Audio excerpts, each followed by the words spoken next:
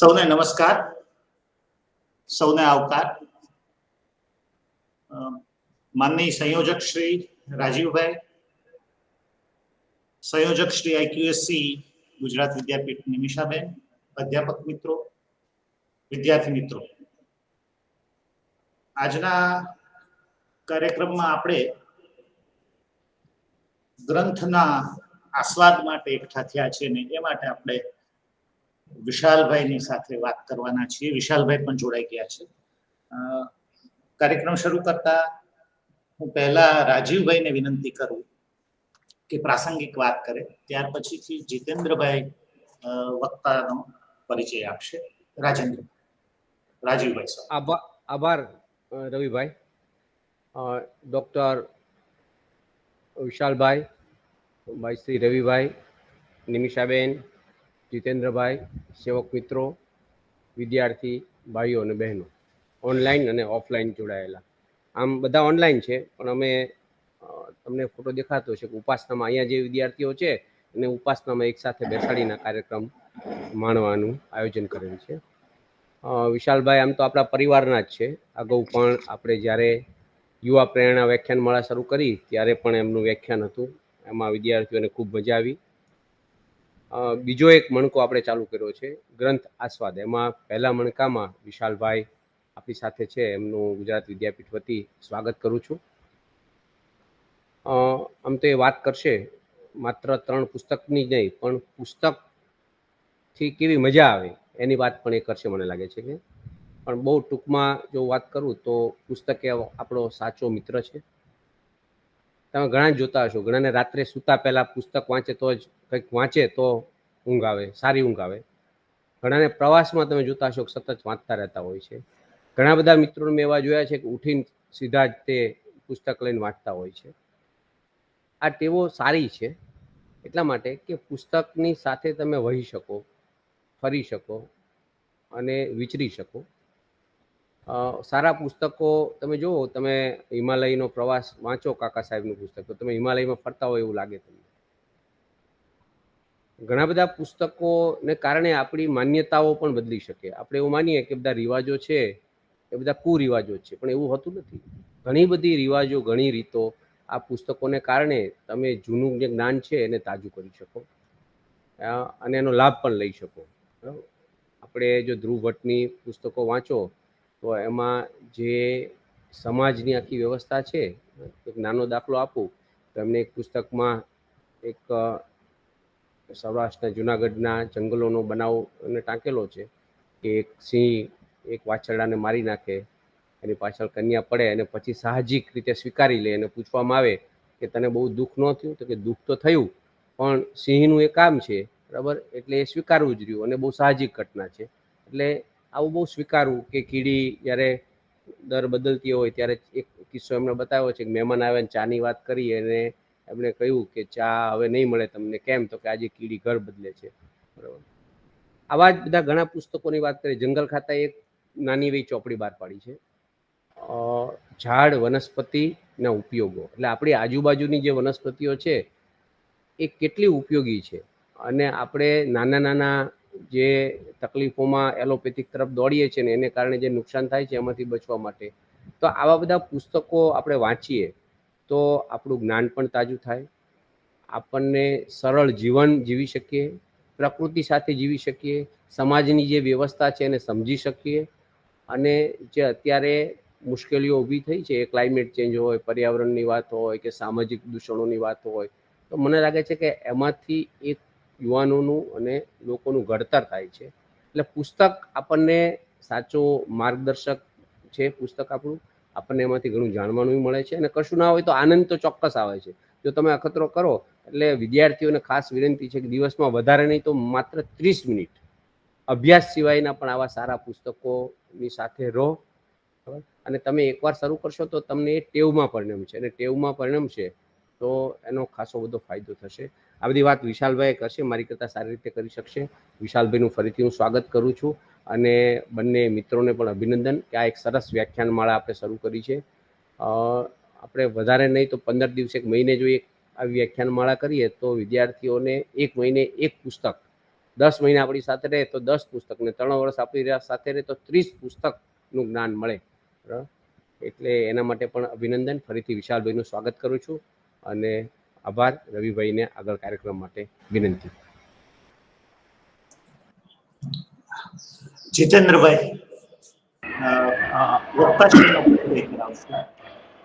સૌને નમસ્કાર. વિશાલભાઈનો પરિચય, મારો અવાજ આવે છે ને? હાજી, હા આવે છે. વિશાલભાઈનો પરિચય આપવાનો થાય તો ખૂબ બધો સમય જોઈએ, પણ અત્યારે તેઓ international centre for applied Gandhian study Lokbharti સણોસરાના ડાયરેક્ટર છે. બહુ નાની ઉંમરમાં ગાંધીને આપણા જીવનમાં કેવી રીતે અમલમાં મૂકી શકાય અને ખાસ કરીને વૈશ્વિક પરિપ્રેક્ષમાં એ અંગેની સંશોધન અને એ અંગેનું વિચારના ફેલાવવાનું કામ વિશાલભાઈ અત્યારે કરી રહ્યા છે. ખૂબ બધી સંસ્થાઓમાં એમણે કામ કર્યું છે. ખૂબ બધા પુસ્તકોના ભાષાંતરનું કામ પણ તેઓ કરી રહ્યા છે. લર્નિંગ એટલે શીખવાની જે પ્રક્રિયા છે એના ન્યુરોલોજીકલ બેઝિસ ઉપર તેઓ કામ અત્યારે પણ કરી રહ્યા છે અને ભવિષ્યમાં એના ઉપર વધારે સંશોધન માટે બહાર પણ જવાના છે. એનાથી પણ વિશેષ કે ભાષાના ઉપયોગ દ્વારા વૈશ્વિક કક્ષાની જે ઘટનાઓ છે એ અંગે વિચારવું અને બીજાને વિચારતા કરવા, આવું દુષ્કર કામ તેઓ અત્યારે કરી રહ્યા છે. આજે તેઓ એક અત્યારે વર્તમાન વિશ્વના મહત્વના વિચારક યુવાલ નોઆ હરીરી, જેઓ હાર્વર્ડ યુનિવર્સિટીમાંથી ઇતિહાસમાં PhD કરી અને અત્યારે ઇઝરાયલની અંદર એક યુનિવર્સિટીમાં પ્રોફેસર તરીકે કામ કરે છે. અને હાલના જેટલા પણ વૈશ્વિક કક્ષાના વિચારકો છે એ વિચારકોમાં એક મહત્વનું નામ નોઆ હરીરીનું છે. એમણે મનુષ્ય ઇતિહાસ, મનુષ્યનું વર્તમાન અને મનુષ્યનું ભવિષ્ય એ ત્રણે બાબતોને સાંકળી અને એક ગ્રંથ શ્રેણી આપણી સામે મૂકી છે. એ ત્રણ ગ્રંથોની વાત આજે વિશાલભાઈ આપણી સાથે કરવાના છે. એમણે કરેલા કામો અને એ જે અત્યારે કરી રહ્યા છે એ વિશે વાત કરીએ તો મેં આગળ કીધું તેમ ખૂબ સમય જાય, એમાં આપણે નથી જતા. ખૂબ આનંદ થાય છે. વ્યક્તિગત આનંદ પણ મને વધારે થઈ રહ્યો છે, કારણ કે વિશાલભાઈ સાથે ચાની કીટલી ઉપર બેસી અને વિશ્વભરની ચર્ચાઓ કરવાનો અમૂલ્ય લાહો મને મળેલો છે. એનો મને વ્યક્તિગત ખૂબ બધો આનંદ છે. હવે અને હા, એક મહત્વની વાત આપણા વિદ્યાર્થીઓ માટે કે તેઓ એક નાનું ગામ સણોસરામાંથી આવે છે. લોકભારતી જેવી વિદ્યાપીઠ સાથે અથવા તો એના જેવી જ શિક્ષણ પ્રણાલી ધરાવતી સંસ્થામાં તેઓ ભણે છે અને અહીંયા સુધીનો મુકામ હાંસલ કરે છે. એટલે આપણા વિદ્યાર્થીઓ માટે પણ આ મહત્વનું છે કે આપણને એવું હોય કે ગામડામાંથી આવીએ છીએ, અંગ્રેજી તો આપણને બહુ અઘરું લાગે છે. તેઓ અંગ્રેજીમાં PhD થાય છે અને આગળ કીધું તેમ ગામમાંથી જ તેઓ આવે છે. એટલે ગામડાના વિદ્યાર્થી પણ જો ખરેખર કોઈ વસ્તુની પાછળ એનું ધ્યેય બનાવી અને લાગી જાય તો આ મુકામે પહોંચી શકે છે. એટલે વિશાલભાઈનું ખૂબ ખૂબ સ્વાગત છે અને હું વિશાલભાઈને વિનંતી કરું કે પોતાનું વ્યાખ્યાન આપણી સામે, પોતાના વિચારો આપણી સામે મૂકે. આભાર. Thank you so much. વિશાલભાઈ, ફરી વખત એક વાત કહી દઉં, તમે સમયનું બંધન ન રાખો. જી જી, thank you so much. Gujarat Vidyapith જોડાયેલી તમામ પ્રવૃત્તિમાં જોડાવું ગમે, અને સૌ મિત્રો જ્યારે આપણા ભાઈબંધો હોય એ આયોજન કરતા હોય ત્યારે વધુ આપણો ઉમળકો થાય, આપણને એમ થાય કે આ કામ કરીએ આપણે. જીતેન્દ્રભાઈ, મારો અવાજ બરાબર આવે છે ને? હા હા, બિલકુલ ડન. મને તો આવે છે. હું બે ડિવાઇસીસ માંથી કનેક્ટેડ છું, એટલે એકમાંથી તમને સ્ક્રીન દેખાશે અને બીજામાંથી તમને હું અને મારો અવાજ. વાંચનની સાહેબ રાજુભાઈ સરસ વાત કરતા હતા કે શું કામ કરવું જોઈએ. તમારી સ્ક્રીન સામે બે પ્રશ્નો છે, એક લીલા રંગમાં છપાયેલા છે અને એક લાલ રંગમાં છે. તમે ખાલી વિચારો કે જો 25 વર્ષ પછી તમને જે કેન્સર થવાનું હોય તેની આજે ખબર પડી જાય તો સ્વાભાવિક રીતે આપણે એને કંઈક કરીએ. ભવિષ્ય જાણવાની મજા એ છે કે તમને બદલવાનું મન થાય. અને એની સામે જે લાલ રંગે છપાયેલું છે એ જુઓ કે જો આવતીકાલે 10 કરોડ લોકો બેકાર થાય તો વિચાર કરો. આ છેલ્લા એક અઠવાડિયામાં આખી દુનિયાનું ધ્યાન જેના ઉપર છે એ તાલિબાન ને અફઘાનિસ્તાન, આપણા રૂવાડા બેઠા થઈ જાય એવું છે. ત્યાં લોકો કેવી રીતે ત્યાંથી ભાગી રહ્યા છે. આની પહેલા 1.5 વર્ષ આપણે જઈએ તો કોરોનામાં કેટલા બધા લોકોની નોકરીઓ ગઈ. હવે જ્યારે કે વ્યાપક સમાજ બેકાર બને શું થાય? એટલે એક બાજુ ભવિષ્ય આપણને એવું દેખાય છે કે ટેકનોલોજી આપણનું આયુષ્ય લગભગ 150-200 વર્ષનું કરી દેશે, અને એક બાજુ એની સામે બીજા પ્રશ્નો ઉભા થવાના છે. તો એક સજાગ, જાગૃત, ભણેલ ગણેલ માણસ તરીકે આપણે શું કરવું જોઈએ, એની મજાની વાતો આ 3 પુસ્તકોમાં આપવામાં આવી. આ 3 પુસ્તકો તમે જુઓ, એના શીર્ષક મારા પોસ્ટરમાં મૂકેલા છે. પહેલું પુસ્તક છે સેપિયન્સ. હોમો સેપિયન્સ નામ આપણે સૌ જાણીએ છીએ, મનુષ્યનું વૈજ્ઞાનિક નામ છે. આમ તો ગુજરાતી કરીએ તો ડાયો વાંદરો એવું થાય. વાંદરાની એવી પ્રજાતિ જે ડાયા છે. આપણે કેટલા ડાયા છીએ એ આપણે પોતાને પૂછવાનું છે. આપણે એટલા ડાયા છીએ કે આપણે એવું ગેસ ચેમ્બર બનાવીએ કે જેમાંથી એ પણ માણસ જીવતો બહાર ના નીકળી શકે. આપણે એટલા ડાયા છીએ કે એ બંને ધ્રુવો પરનો બરફ એટલી હદે પીગળી રહ્યો છે કે બહુ નજીકના ભવિષ્યમાં 80-90 વર્ષમાં દુનિયાના મહત્વના શહેર ડૂબવા જશે. અલબત્ત આ સેપિયન્સે મંગળ પર પણ મીટ માંડી છે. બીજું પુસ્તક છે હોમોડિયસ. પહેલા પુસ્તકમાં હરારી લગભગ 70,000 વર્ષ પાછળ જઈને વાત કરે છે. બીજું પુસ્તક છે હોમોડિયસ. હોમોડિયસ શબ્દનો અર્થ થાય હ્યુમન ગોડ. એટલે આ પુસ્તકમાં એમ વાત કરે છે કે આપણે બધા હવે ભગવાન બની જવાના છીએ. કેવું લાગે છે સાંભળીને? આપણે બધા ભગવાન બની જઈએ તો? એનું સબટાઇટલ જુઓ, અ બ્રીફ હિસ્ટ્રી ઓફ ટુમોરો. આવતીકાલનો સંક્ષિપ્ત ઇતિહાસ. અને ત્રીજું પુસ્તક છે 21 lessons for the 21st century. 21મી સદી માટેના 21 પાઠ.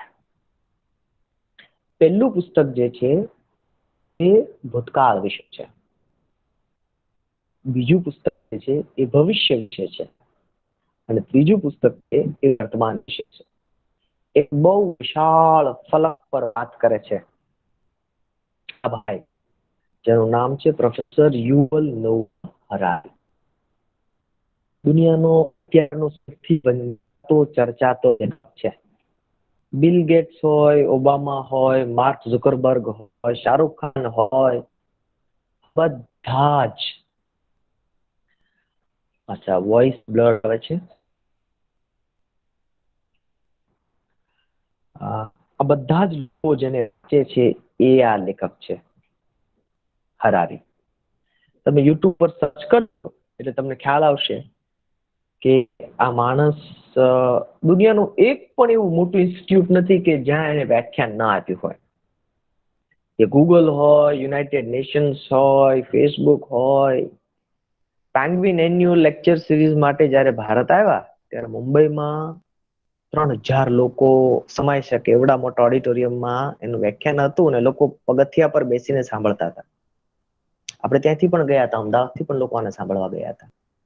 તો આવો જબરજસ્ત વ્યક્તિ, કેટલો નાનો છે જુઓ તમે, ઇઝ હાર્ડલી 45.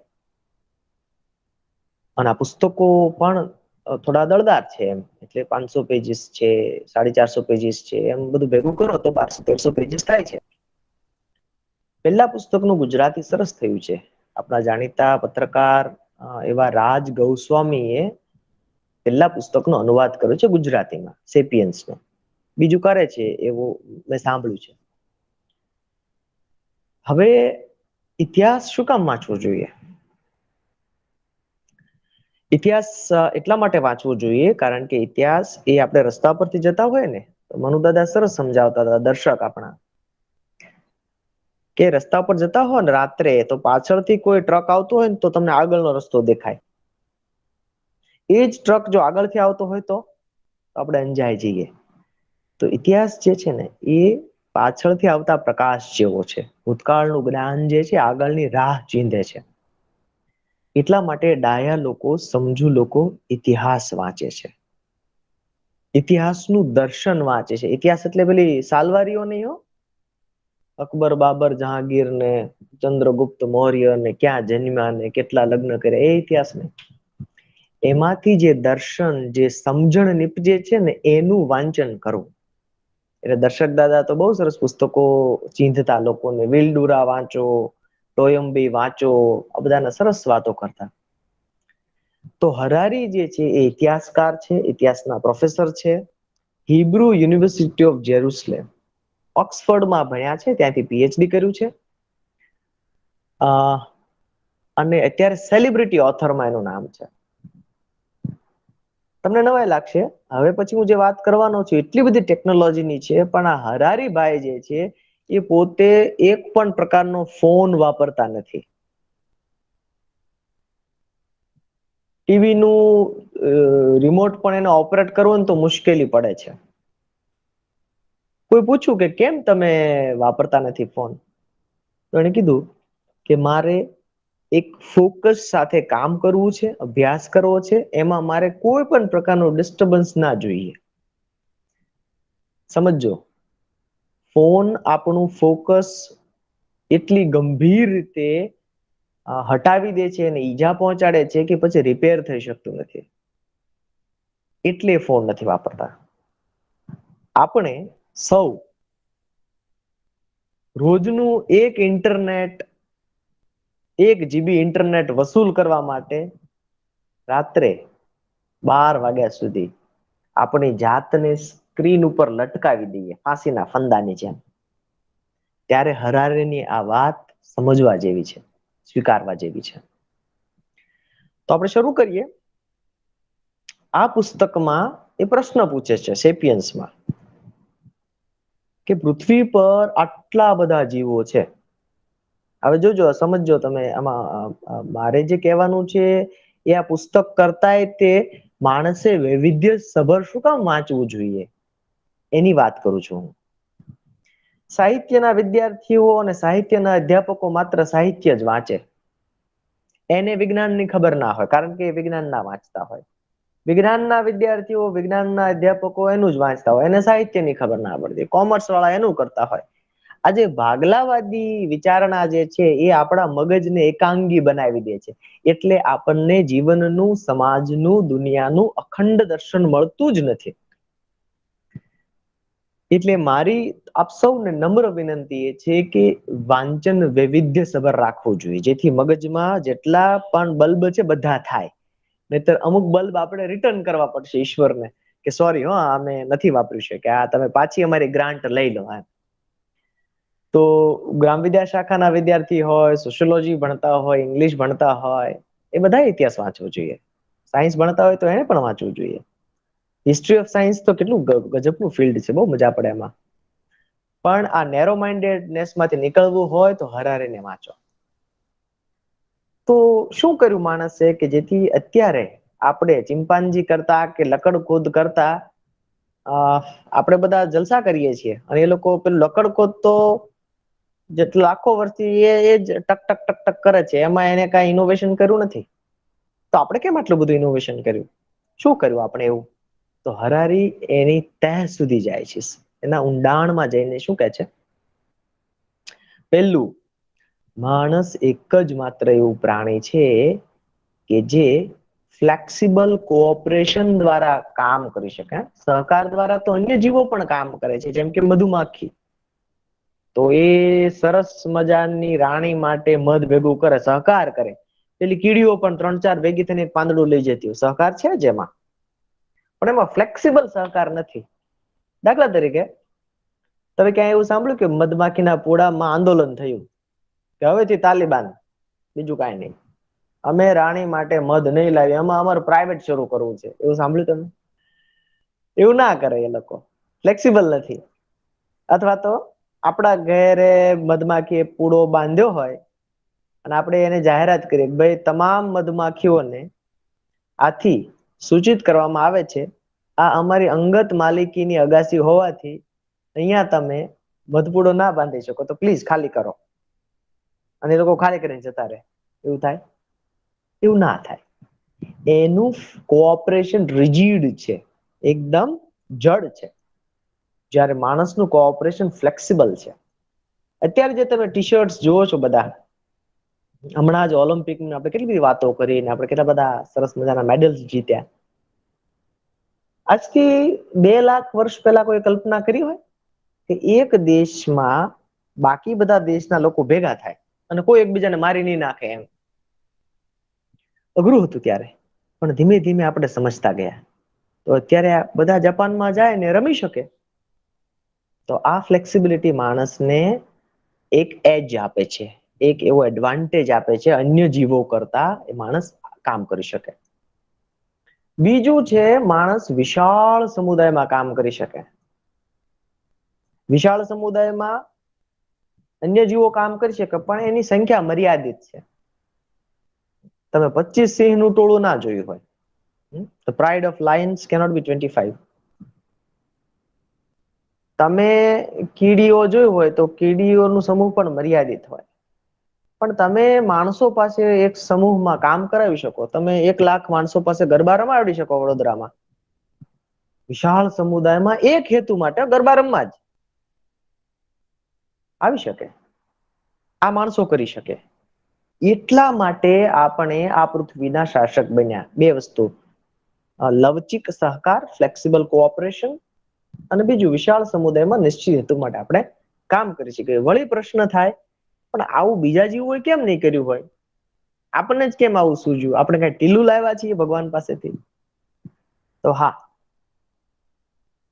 આનું કારણ હરારી આપે છે કે માણસ એક જ માત્ર એવું પ્રાણી છે જે કાલ્પનિક વાર્તાઓ બનાવી શકે અને તેમાં વિશ્વાસ કરી શકે. કાલ્પનિક વાર્તાઓ. અને હરારી જે ઉદાહરણ આપે છે એની સાથે તમે સહમત થઈ શકો અથવા અસહમત થઈ શકો, એ તમારી પસંદગી છે. પણ મારે તો તમને હરારી શું કહે છે ત્યાં સુધી લઈ જવા છે. કેવી કાલ્પનિક વાર્તાઓ? સ્વર્ગ અને નર્કની.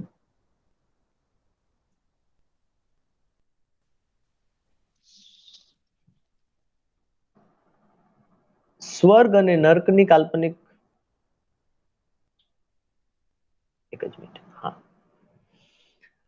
સ્વર્ગ અને નર્કની કાલ્પનિક વાર્તાઓ સંભળાવીને લોકો પાસે ગમે તે કામ કરાવી શકાય. તમે ગાયને કહેજો, ગાય રસ્તા પર બેઠી હોય ને, એ ગાય તું રસ્તો ખાલી કર નહીતર તું નર્કમાં જઈશ. ગાય જાય. રાત્રે એકલા આવતા હોય ઘેર અને કૂતરું પાછળ પડે અને તમે કહેજો તું મારી પાછળ પડીશ ને તો નરકમાં તારા પકોડા બનશે, જાતો. તો શું કરશે કૂતરું? જતું રહેશે. કારણ કે કૂતરાને આપણી સ્વર્ગ કે નર્કની વાર્તામાં શ્રદ્ધા નથી, વિશ્વાસ નથી, એટલે ના કરે. માણસ કરે, કારણ કે એને એક વાર્તા બનાવી અને એમાં બધાએ વિશ્વાસ કર્યો. બીજી કઈ વાર્તા છે? ગુલાબી નોટની વાર્તા. સરકાર પણ એક વાર્તા છે. એ તાલિબાન ને સ્પષ્ટ થઈ ગયું. 20 વર્ષ સુધી એક વ્યવસ્થા હતી, એક વાર્તા હતી, એ વાર્તા પૂરી થઈ. હવે 20 વર્ષ પછી આજથી નવી વાર્તા. હવે બધાએ આ વાર્તા માનવાનું. ધર્મ હરારી કે છે કે વાર્તા છે, રાષ્ટ્ર વાર્તા છે. સાંભળવામાં જરા ઘણાને ન પણ ગમે, પણ આ તો ભાઈ દુનિયાનો વિચારક કે છે. પૈસા વાર્તા છે. એટલે તમે લાદેન નું ઉદાહરણ લો કે લાદેન સરકાર નામની વાર્તામાં ન માને તો અમેરિકામાં જઈને પ્લેન ઘુસાડી દે.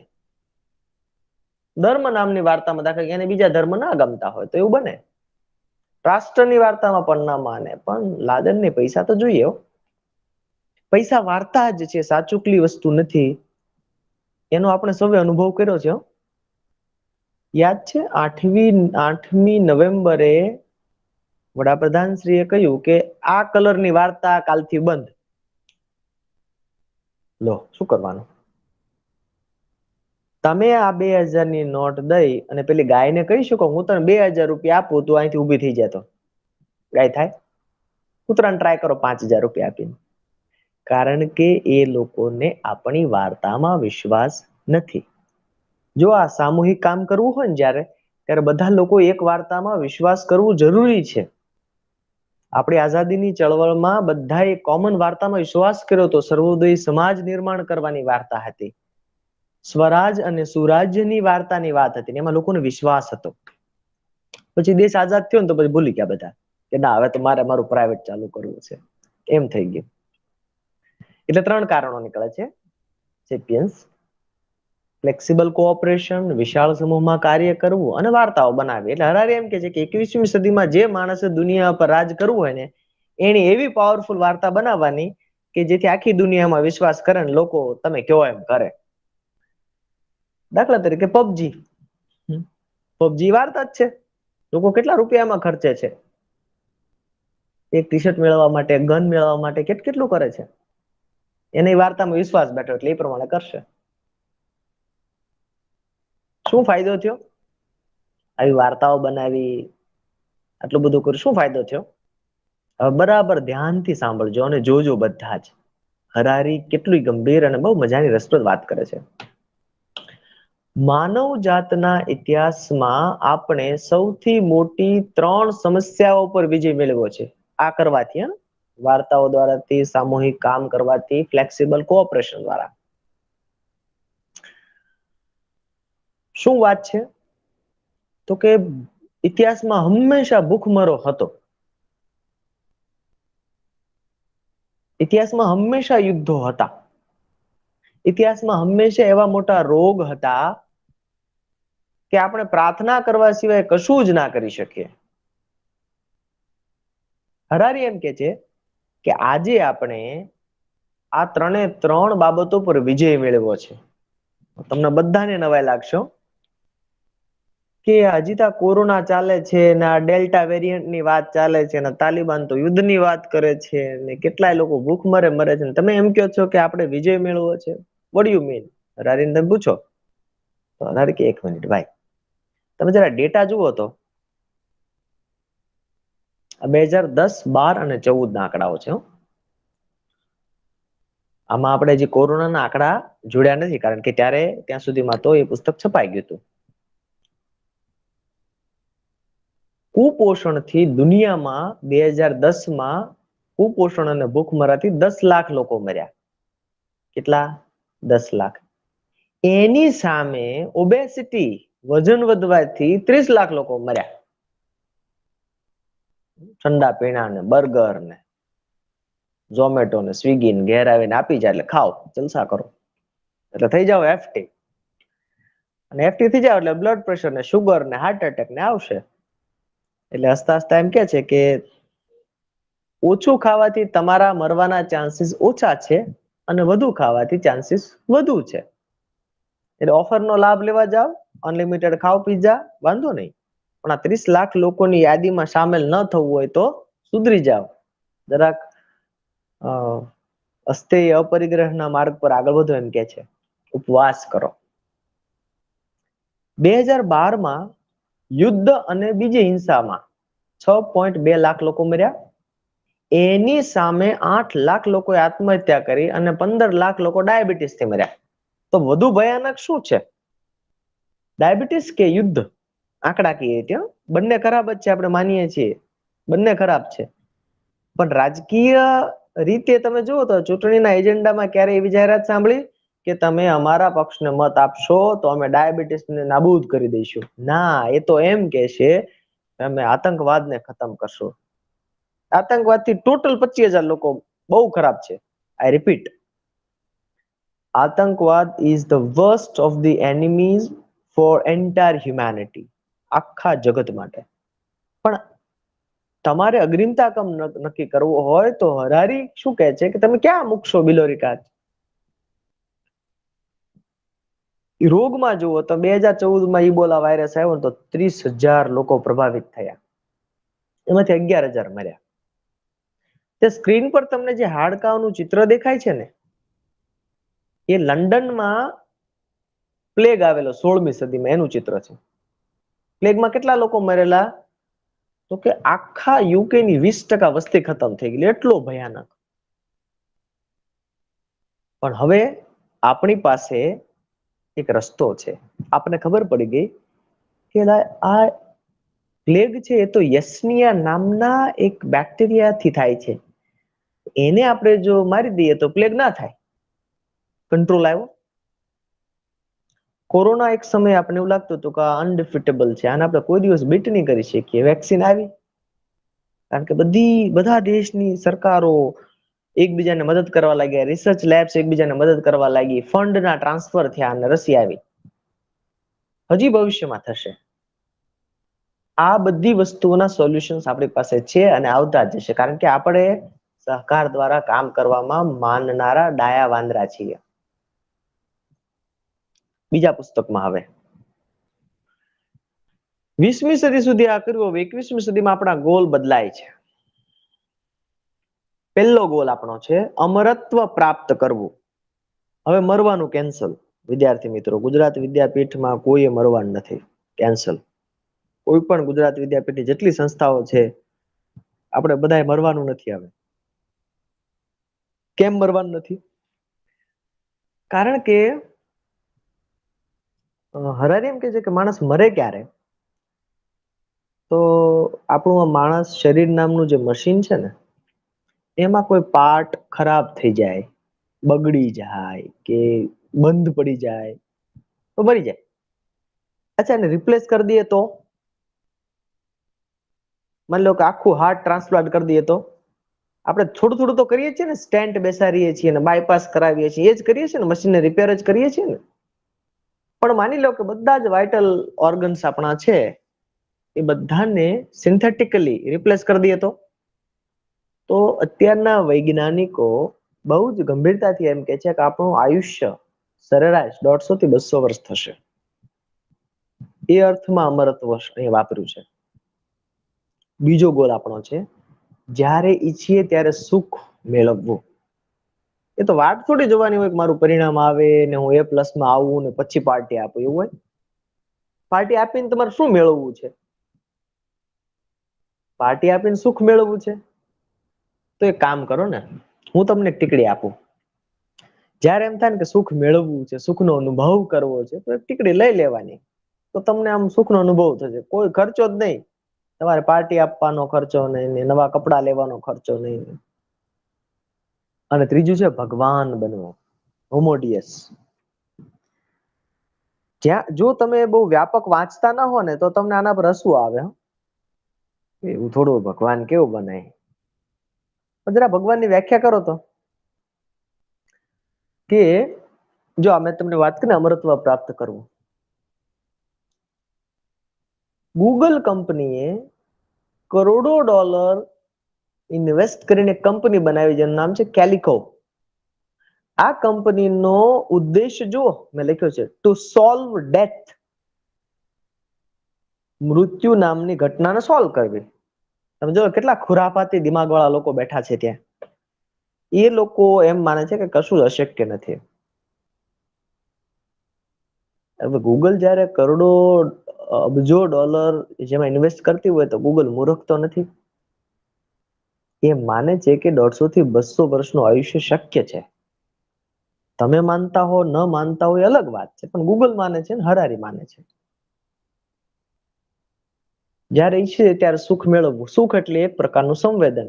તમારા મગજમાં બે છેડા ભેગા થાય ત્યારે તમને સુખનો અહેસાસ થાય, તો એ સંવેદનની બાયોકેમિસ્ટ્રી છેડા ભેગા કરવાની જે છે એને તમે ટીકડી દ્વારા કરી શકો. ADHD ડ્રગ્સ આવે છે. ADHD attention deficiency hyper activity disorder કહેવાય. નાના બાળકોમાં એક થતી બીમારી છે. આ બીમારીથી શું થાય છે? બાળકો એક જગ્યાએ સ્થિર બેસી ના શકે, એમને વારંવાર ઊભું થવું પડે, ભણવામાં ધ્યાન જ ન લાગે, એ લખી ના શકે. અમેરિકામાં આજે લાખો બાળકો આ દવા લે છે, પણ આમાંથી 70% ADHD બીમારી છે જ નહીં. સમજવા જેવી વાત છે. એ માત્ર ને માત્ર પોતાની એકાગ્રતા વધારવા માટે આ ટીકડીઓ લે છે. એનો અર્થ એમ થયો કે જે વસ્તુ આપણે મગજ પાસે કરાવી છે એની ટીકડી અવેલેબલ થશે. સિમ્પલ. જ્યારે જોઈએ ત્યારે સુખ. ભગવાન બનવું. તો જે લોકોને પ્રશ્ન થાય કે આપણે ભગવાન ના બની શકીએ, જરા વિચારો. ભગવાન પાસે આપણે શા માટે જઈએ? તો 3 વસ્તુ માટે જતા હોઈએ આપણે ભગવાન. કે ભગવાન, હું મરું નહીં. તો કીધું ભગવાન તમે નહીં મરો. બીજું, સંતતિ માટે. સંતાન ના હોય તો ભગવાનને માનતા રાખે. માની લો કે એમેઝોન વાળા તમને ડિઝાઇનર બેબી આપી દે, ઘરે આવી જાય, અથવા તો નેચરલી અત્યારે ફેસિલિટીઝ અવેલેબલ છે, VIF ફેસિલિટી અવેલેબલ છે, એનાથી બાળક થઈ શકે. ત્રીજું, વરસાદ માટે આપણે, હે ભગવાન વરસાદ. માની લો કે એક જિલ્લો છે, ભાવનગર જિલ્લો છે, તો ભાવનગર જિલ્લાની મ્યુનિસિપલ કોર્પોરેશન, હું જયારે એમેઝોન કહું છું ત્યારે એમેઝોન જેવી કોઈ પણ MNC ની કલ્પના કરજો કે જે આ સર્વિસ આપતી હોય. ભાવનગર કેટલો વરસાદ જોઈએ છે, અમે પ્રોવાઈડ કરી દઈશું, ચાલો આટલું અમારું આટલું પેમેન્ટ થશે. તો કારણ નથી ને બીજું શું? બીજા શા માટે જવાનું ભગવાન પાસે? મોટા ભાગે આપણે માગવા માટે જઈએ છીએ ને. ભગવાન માત્ર જીવિત વસ્તુઓ બનાવી શકે. ભગવાન લીમડો બનાવી શકે, આપણને બનાવી શકે, તુલસી બનાવી શકે, કૂતરું બનાવી શકે, પેલી રોડ ઉપર બેઠેલી ગાય બનાવી શકે. અચ્છા, ભગવાન સ્માર્ટફોન બનાવી શકે? માણસ બંને બનાવી શકે. માણસ લેબોરેટરીમાં ટિશ્યુ કલ્ચર દ્વારા લીમડો બનાવી શકે, ગાય બનાવી શકે, માણસ પણ બનાવી શકે, અને માણસ સ્માર્ટફોન પણ બનાવી શકે. એટલે આપણે ભગવાન તરીકે અપગ્રેડ થઈએ, એટલે જીવિત વસ્તુ પણ બનાવી શકીએ અને નિર્જીવ પણ બનાવી શકીએ. આ અપગ્રેડ આપણે 2 રીતે થઈશું. એના માટે 2 વિદ્યાશાખાની જરૂર પડશે. હરારી એમ કે છે, એક છે AI આર્ટિફિશિયલ ઇન્ટેલિજન્સ, અને બીજો બાયોટેકનોલોજી. આ બંનેના સંયોજન દ્વારા. એટલે હરારી એમ કે છે, જો હરારી વાંચો ને તમે, અથવા કોઈ પણ પુસ્તક વાંચો ને ત્યારે આપણી આસ્થા જે કંઈ પણ હોય, આપણે તટસ્થ ભાવેથી પુસ્તકને જોવાનું છે. તમને ઈશ્વર પ્રત્યે શ્રદ્ધા હોય તો પણ મુબારક, ન હોય તો પણ મુબારક. મેં જે આ પુસ્તકનો, આ 3 પુસ્તકનો સાર રૂપે પુસ્તિકા લખી છે. એનું નામ છે એંધાણ. અત્યારે જે હું તમને બધી વાતો કરું છું ને એ પુસ્તિકામાં છે, એટલે તમારે વાંચવાની જરૂર નહીં. એ પુસ્તકની પ્રસ્તાવનામાં એવું લખ્યું છે કે જો તમે ઈશ્વરમાં ખૂબ શ્રદ્ધા ધરાવતા હો તો કદાચ તમને હરારી ન ગમે, પણ જો તમે નાસ્તિક હો તો તમને હરારીની વાત બધી જ ગમે એવું પણ બને. બંને મારી દ્રષ્ટિએ ભયાનક છે. આપણે તટસ્થ ભાવે જોવાનું છે, સાક્ષી ભાવે જોવાનું છે. હરારી એમ કે છે, કોઈ કોસ્મિક ડિઝાઇન કે સુપર પાવર નથી, માણસ પોતાની સ્વ ઈચ્છાથી જ દોરવાય છે. આ શબ્દ બ્લુ કલરમાં છે, જોજો, સ્વ ઈચ્છા. તો ચાલો ને ઈચ્છાને લેબ ટેસ્ટ કરાવીએ. તમને કઈક ઈચ્છા થાય તો એનું ટેસ્ટિંગ કરાવવાનું કે કેમ થઈ ઈચ્છા. ઈચ્છાને લેબ ટેસ્ટ કરાવે શું નીકળે ખબર છે? કે ઈચ્છા એ આપણા મગજમાં બે ન્યુરોન્સ વચ્ચે થતો પત્ર વ્યવહારનું પરિણામ છે. ભગવાન બુદ્ધે કહ્યું કે દરેક દુઃખનું કારણ ઈચ્છા છે, પણ ઈચ્છાનું કારણ શું? આ. અને તમને એમ છે કે તમે ઈચ્છો છો એટલે થાય છે, એવું નથી. તમારું બ્રેઇનના ન્યુરોન્સ ઈચ્છે છે એ પ્રમાણે તમે કરો છો. આની સૌથી મોટી સાબિતી છે કે આપણને અલગ અલગ ઉંમરે અલગ અલગ અનુભવો થાય છે શરીરના. જો આપણી ઈચ્છા હોય તો 5 વર્ષનો છોકરો ઈચ્છે હાલો મારી મૂછ આવી જાય, ના આવે ને. એ આખી ડિઝાઇન જે છે એ બાયોકેમિકલ પ્રોસેસ છે, તો એ પ્રમાણે જવું પડે. હવે આપણને ખબર પડી ગઈ કે આ બે ન્યુરોન જે છે એ અમુક પ્રકારનો પત્ર વ્યવહાર કરે છે, તો એનાથી આવું થાય છે. માણસ નામના પ્રાણીની મુશ્કેલી એ છે કે જ્યારે કંઈ પણ જાણી લે છે ને એટલે તરત એને શું થાય? કંટ્રોલ કરવાની ઈચ્છા થાય. એટલે એને જાણ્યું કે ભાઈ કુદરતમાં તો 3 જ પ્રકારની પ્રક્રિયાઓ થાય છે. પહેલી છે ડિટર્મિનિસ્ટિક, નિશ્ચિત પ્રક્રિયા, એટલે ઉપર વસ્તુ ફેંકો નીચે જ આવે. બીજું છે એક્સિડેન્ટલ પ્રોસેસ, છે આકસ્મિક ઘટનાઓ થાય છે, એટલે શિયાળામાં વરસાદ આવે. ત્રીજું છે પ્રોબેબિલિસ્ટિક પ્રોસેસ, છે સંભવિત છે. એટલે કુદરતમાં ઘણા એવા જીવો છે કે જેના પેરેન્ટ્સ નથી. આ સમજવા જેવું છે. આપણે પૂછીએ છીએ ને પેલા મરઘી કે પેલા ઈંડું. મરઘી જે છે એ બે એવા પંખીઓની હાઇબ્રિડ જાત છે કે બેમાંથી એકય નહોતું. સંભવિત. તો આપણી સાથે પણ જો આપણે પ્રકૃતિનું એક અંશ હોઈએ ને તો આપણી સાથે 3માંથી એક જ થાય. દરેક જીવ તેના જીન્સ, હોર્મોન્સ અને ન્યુરોન્સના પરસ્પર વ્યવહાર દ્વારા વર્તે છે. તેથી આપણે આપણા નિર્ણયો લઈ શકતા નથી. માણસ ક્યારેય સ્વતંત્ર હતો જ નહીં. એ તો આપણે વેમ છે કે આપણે સ્વતંત્ર છીએ. ના, નથી એવું. આનો અર્થ શું થાય? શું આપણે આપણા હોર્મોન્સ, ન્યુરોન્સ અને ડીએનએમાં ફેરફાર કરી શકીએ? આ સદીનો સૌથી ક્રાંતિકારી વિચાર છે આ. હોર્મોન્સમાં ફેરફાર કરવો એટલે શું? પેલા 5 વર્ષ વાળાને ઈચ્છીએ ને તો મૂંછ આવી શકે. એ ન્યુરોન્સમાં ફેરફાર કરવો એટલે શું?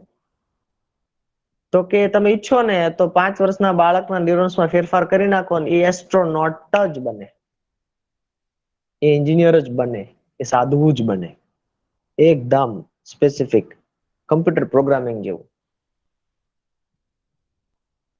આપણો ઉત્ક્રાંતિવાદનો સિદ્ધાંત તમે જોયો હોય ને તો આપણે કેવી રીતે વાંદરામાંથી માણસ બન્યા અને ભાલો અને પછી છેલ્લે માણસ ચાલતો એવું બતાવે. અત્યારે આપણે અહીંયા છીએ, આ કમ્પ્યુટર પર બેઠો છે ને એ થોડાક પછી સ્માર્ટફોનમાં છે, થોડા એથી આગળ છે, વેરેબલ ડિવાઇસીસ પર છે, ગૂગલ ગ્લાસ પહેરે છે, સ્માર્ટ વોચીસ પહેરે છે. એથી આગળનું વર્ઝન એ છે તમને જે સ્ક્રીન પર હાથ દેખાય છે એ. અને જે છેલ્લું વર્ઝન છે જેનું બ્રેઇન જે છે કમ્પ્યુટર સાથે કનેક્ટેડ છે, એનું નામ છે હોમોડિયસ. આપણી ઉત્ક્રાંતિમાં આપણે આગળ જતા જતા ત્યાં જઈ રહ્યા છીએ. આ થઈ જશે એટલે બે વ્યક્તિ અત્યારે તમારે મારે વાત કરવી છે તો આપણે અત્યારે એક ચેનલનો ઉપયોગ કરીએ છીએ. ઇન્ટરનેટ છે, થોડા વાયર છે, થોડા ડિવાઇસીસ છે. ભવિષ્યમાં આ બધાની જરૂર નહીં પડે. આમાં જોશું આપણે.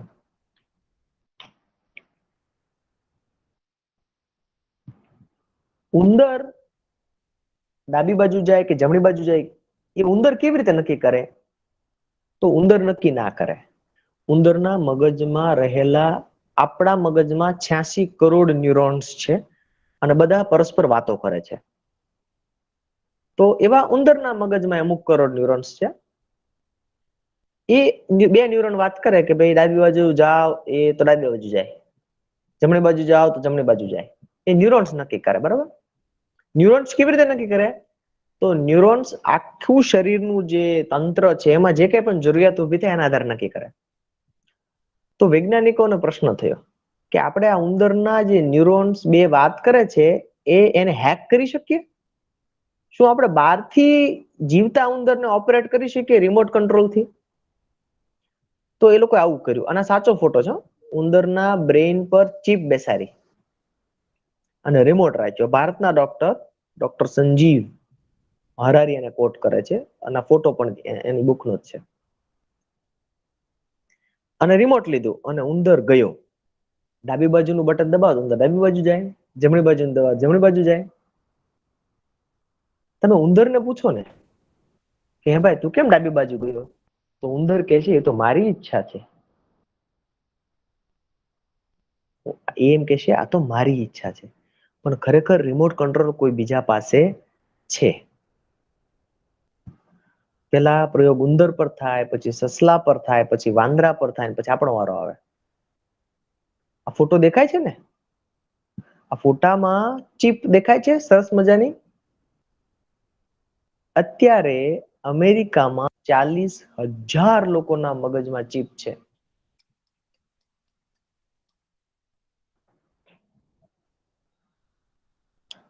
40,000 લોકોના મગજમાં ચીપ છે. આ બધા એવા લોકો છે જેને કોઈને કોઈ બ્રેઇનને લગતી બીમારી છે. દરેક નવી વસ્તુ આ રીતે જ આવે, પહેલા મેડિકલ જરૂરિયાત તરીકે ને પછી એક સુવિધા તરીકે. એટલે ભવિષ્યમાં આપણા બાળકો અહીંયા પાછળ ડેટા કેબલ લઈને આવશે. એ વાળમાં ડેટા કેબલ હશે કાનની પાછળ, અને એમાં બધો જ syllabus, Harvard, MIT, Gujarat Vidyapith, બધા જ પુસ્તકો બધું નાખી દીધું હશે. પછી કહેશે કયો સાહેબ હવે શું ભણીએ અમે, આ બધું આવી ગયું છે, શું કરશું? સમજાય છે? આ રીતે આપણે આમાં આગળ જઈ રહ્યા છીએ. એટલે હરારી સમજાવે છે કે માણસ પાસે મૂળભૂત રીતે બે ક્ષમતાઓ છે. પહેલી ક્ષમતા શારીરિક, બીજી બૌદ્ધિક. 20મી સદીમાં આપણે આપણી શારીરિક ક્ષમતાઓનું આઉટસોર્સિંગ કર્યું, એને મશીનોને આપી દીધી. ભાઈ આ મારે ઘમર ઘમર વલોવવું છે તો કેટલું મારું તાકાત છે, કામ કરો મોટર મૂકી દો, આપણે ફ્રી થઈ જઈએ. તો હવે ગામડે ગામડે મોટર પહોંચી ગઈ છે. ઘમર ઘમર હવે નથી થયો, ટ્રર થાય છે. એટલે આપણે ગીતો બદલવા પડશે. ઘમર ઘમર મારું વલોણું ગાજે એમ નહીં, ટ્રર ટ્રર મારે મોટર ગાજે એમ કરવું પડશે. 21મી સદીમાં તો આપણી બૌદ્ધિક આપણી ક્ષમતા હતી, આપણી બૌદ્ધિક આપણી પાસે રાખેલી કે નહીં અમે જરા બુદ્ધિશાળી. 21મી સદીમાં આપણે આપણી બૌદ્ધિક ક્ષમતા એ આર્ટિફિશિયલ ઇન્ટેલિજન્સને આપી રહ્યા છીએ. હું આ વાત ખેડૂતોને કરવા ગયેલો ઢેઢુકીમાં. ખેડૂતે પૂછ્યું કે આર્ટિફિશિયલ ઇન્ટેલિજન્સ એટલે શું, કેમ સમજાવું? એટલે મેં કીધું પેલી તમે મોટર વલોણાની જગ્યાએ મૂકો છો અને એને જાતે જાતે ફર્યા કરે, એને પછી કેવું ના પડે. હવે મેં કીધું એવી ઓટોમેટિક મોટર આવી ગઈ છે કે માખણ થઈ જાય ને તો ઉપરથી આમ લઈ લે અને બીજા ડબ્બામાં મૂકી દે, એની જાતે તમે મોટર શરૂ કરીને વાડીએ વહી જવાનું, છાશ થઈ જશે એટલે માખણ લઈને ડબ્બામાં મૂકી દેશે, મોટર બંધ થઈ જશે. એ તો બહુ સારું. આ છે આર્ટિફિશિયલ ઇન્ટેલિજન્સ. શું થાય આર્ટિફિશિયલ ઇન્ટેલિજન્સ થી? ડ્રાઈવરલેસ કાર આવે. દર વર્ષે ભારતમાં, દુનિયામાં 12.5 લાખ લોકો રોડ અકસ્માતમાં મરે છે. એના 3 કારણો. પહેલું કારણ, કાંઈ પી જાય.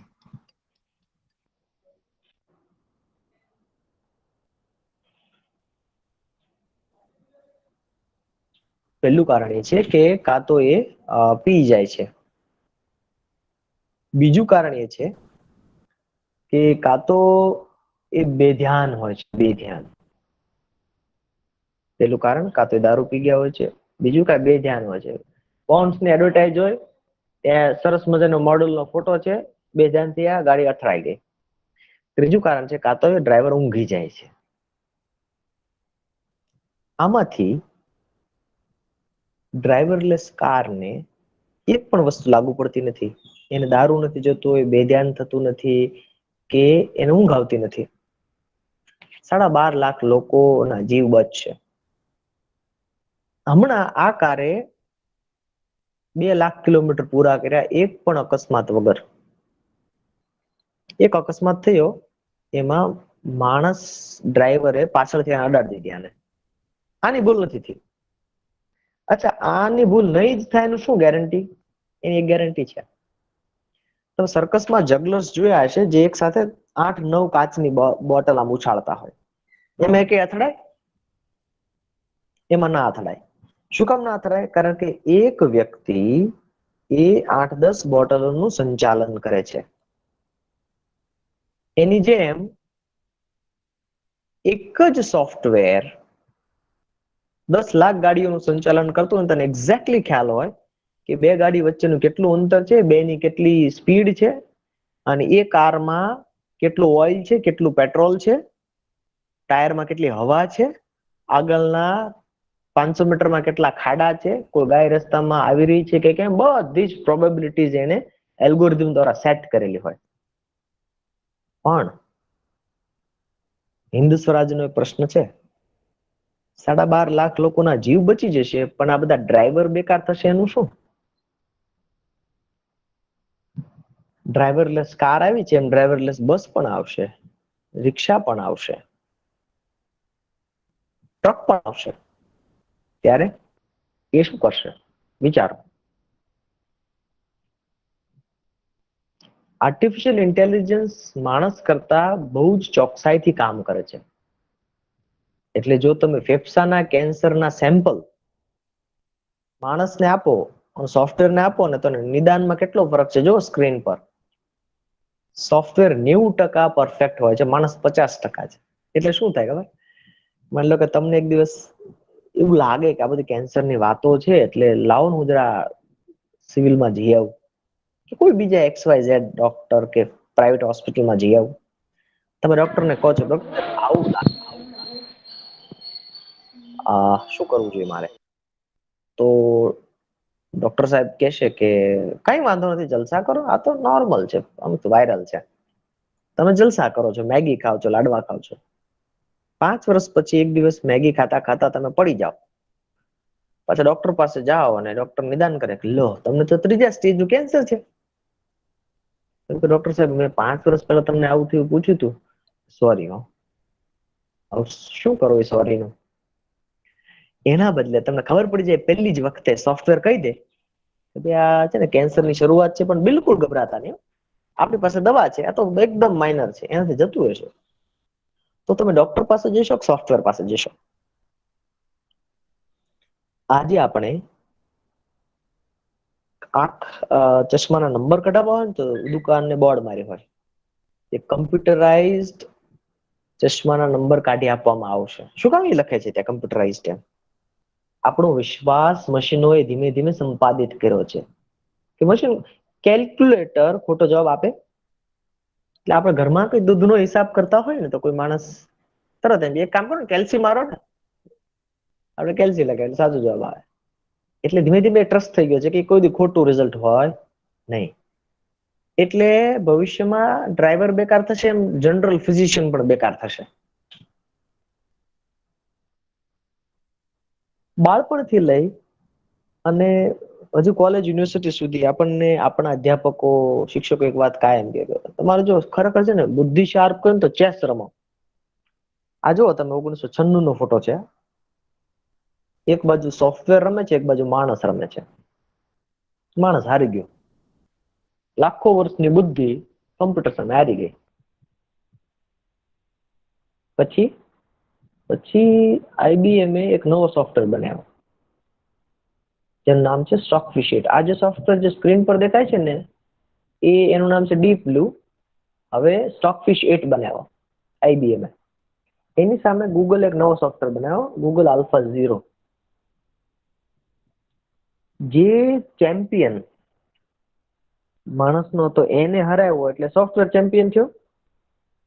એ ચેમ્પિયન સામે ગૂગલ એવો સોફ્ટવેર મૂક્યો કે જેને ચેસ રમતા જ આવડતું નથી. આ બંને વચ્ચે ગેમ થઈ, 100 ગેમ થઈ, 78 ટાઈ, 22 ગેમ. કોણ જીત્યું ખબર?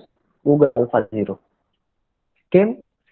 કેમ કે ગૂગલ આલ્ફા 0 માં એ લોકો એક એવી યોગ્યતા નાખેલી જે માત્ર માણસમાં હોય, અને એ છે રમતા રમતા શીખવાની યોગ્યતા. એકદમ ક્રિએટિવ પ્રોસેસ છે. ગૂગલની ડીપ માઇન્ડ કરીને એક કંપની છે, એ લોકો હમણાં એક ત્રીજો સોફ્ટવેર બનાવ્યો જેનું નામ છે ગો, આલ્ફા ગો. ગો નામની એક ચાઇનીઝ રમત છે, આમ કુકરી જે આવી જાય હવે. એ રમતમાં એટલી બધી ચાલ છે, આપણે ચેસમાં જે ચાલ આવે ને, આ ગો નામની એમાં એટલી બધી ચાલ છે જેટલા બ્રહ્માંડમાં અણુઓ નથી. આવી રમતનો જે ચેમ્પિયન છે એને પણ હમણાં આને હરાવી દીધો, સોફ્ટવેરે હરાવી દીધો. તો તમે જે બુદ્ધિની તમારી પાસે ક્ષમતા હતી એ ધીમે ધીમે એઆઈ ને તમે આપી દીધી. આનું પરિણામ શું આવશે? હવે ગંભીરતાથી આ યાદી જુઓ, હરારી યાદી આપે છે. 2033 સુધીમાં નીચેના વ્યવસાયો જે છે એ જતા રહેશે, એટલે એની જગ્યાએ મશીન આવી જશે. 99% ટેલી માર્કેટર્સ, અત્યારે જે ફોન આવે છે ને તમને કે સર HDFC માંથી તૃપ્તિ બોલું છું, હુમલો જોઈએ છે, તો એ તૃપ્તિબેન જશે. 99%. 98% સ્પોર્ટ્સ રેફરી. ક્રિકેટમાં ધીમે ધીમે શરૂ થયું છે, તમે જુઓ કમ્પ્યુટરાઇઝ્ડ જજમેન્ટ બધા ગેમ્સમાં આવી જશે. 97% કેશિયર, બેંકમાં કેશિયરની શું જરૂર, જો ટેલર મશીન તો છે જ. હજી પછી એમાં વધારે સ્માર્ટ આવી જશે. આ જુઓ 96% શેફ, સારી હોટલમાં આપણે જઈએ ને શેફ હોય, એટલે એનો અર્થ શું થયો કે રસોઈ નામની જે અદ્ભુત કળા છે એ પણ સોફ્ટવેર આપણા કરતા સારી કરી જશે. વેઇટર, ટૂર ગાઈડ, બેકરીવાળા, ડ્રાઈવર, બાંધકામ કરવાના મજૂરો, મિસ્ત્રી, બધા જ બાંધકામ કરવાના મજૂરો જશે, કારણ કે 3D પ્રિન્ટર્સ આખું ઘર પ્રિન્ટ કરી શકે. અને એટલું બધું રાજકોટ ચાલે છે, રાજકોટમાં. You don't have to go to Japan or China. 3D printing, આખું મકાનનું સ્ટ્રક્ચર 3D પ્રિન્ટ કરે. એટલે કેટલી ઝડપ આવશે બાંધકામમાં, વિચાર કરો. આનાથી શું થશે? Rise of economically useless class, એક એવો બેકાર વર્ગ થશે કે જેની આર્થિક ઉત્પાદન કઈ નથી, એ નકામા લોકો. હવે નવરો નખો દવાળે, એવી કહેવત છે, નવરો નખો દવાળે, એમ ડેવિલ્સ વર્કશોપ એવું કહે છે ને. એ બધા ભેગા થઈને શું કરશે વિચારો. આ જેવો રોબોટનો ફોટો છે જે વેઇટર તરીકે કામ કરે છે. આપણે આવા બધા ફોટોઝ જોઈએ, છાપામાં વાંચીએ ત્યારે આપણે આમ ચિંતા ન થાય કે એ તો કઈક જાપાનમાં હશે, આપણે શું છે. એનું એડ્રેસ છે તમારી સ્ક્રીન પર. સાવ ઘરે આવ્યું. હવે કયો, આ હોટલમાં વેઇટર તરીકે રોબોટ્સ છે. હજી આ હોટલમાં માણસ તરીકે વેઇટર કામ કરે જ છે, પણ ક્યાં સુધી? જ્યાં સુધી આ રોબોટ માણસ જેટલા અપડેટ નહીં થઈ જાય. પણ થઈ જશે પછી પેલા બેકાર પડશે એ વેઇટર્સ શું કરશે? તમને સૌને ગમે એવી વાત, શિક્ષકો. આ જો બેન ટીચર છે, કઈ નવું લાગે છે આમાં? એના પગ જુઓ ને પૂંછડું જુઓ એટલે તમને ખ્યાલ આવી જશે કે ઓ આ તો ગ્લો એન્ડ લવલી વાળા બેન છે, રોબોટ છે. બેંગ્લોર. અચ્છા, આવા શિક્ષકો ભણાવતા હોય તો વિદ્યાર્થીઓ અને સંસ્થાઓને, યુનિવર્સિટીને બહુ ફાયદો છે. પેલા વિદ્યાર્થીલક્ષી ફાયદા જોજો. પહેલું, રોબોટ ક્યારે જાહેરમાં મારું વિદ્યાર્થી તરીકે અપમાન નહીં કરે, મને ઉતારી નહીં પાડે. બીજું, ક્લાસરૂમમાં 60 વિદ્યાર્થીઓ હોય ને તો રોબોટ 60 રીતે ભણાવશે. શું કામ ખબર છે? કારણ કે એને પ્રત્યેક વિદ્યાર્થીની લર્નિંગ સ્ટાઇલ ખબર હશે. એને ત્યાં સુધી ખબર હશે કે આ વિદ્યાર્થી આ ક્લાસરૂમમાં આવ્યો એ પહેલા સુધીમાં એને કેટલા ફ્રેન્ડ સાથે ફેસબુકમાં કેટલા ફોટોઝ લાઈક કર્યા છે, કોની સાથે શું ચેટ કરી છે, બધું એના આધારે ઉદાહરણ આપશે. ત્રીજું, દરેક વિદ્યાર્થી માટે આ રોબોટ અલગ પ્રશ્નપત્ર કાઢશે. ચોરીની ગુંજાઈશ જ નહીં, કારણ કે દરેકને સ્વભાવ પ્રમાણે મળશે. અને એ જ સાચું શિક્ષણ છે. દરેકને પોતાની પ્રકૃતિ પ્રમાણે મળે, જેને ઇક્વિટી કહીએ છીએ, ઇક્વાલિટી નહીં. દરેક માણસ અલગ છે.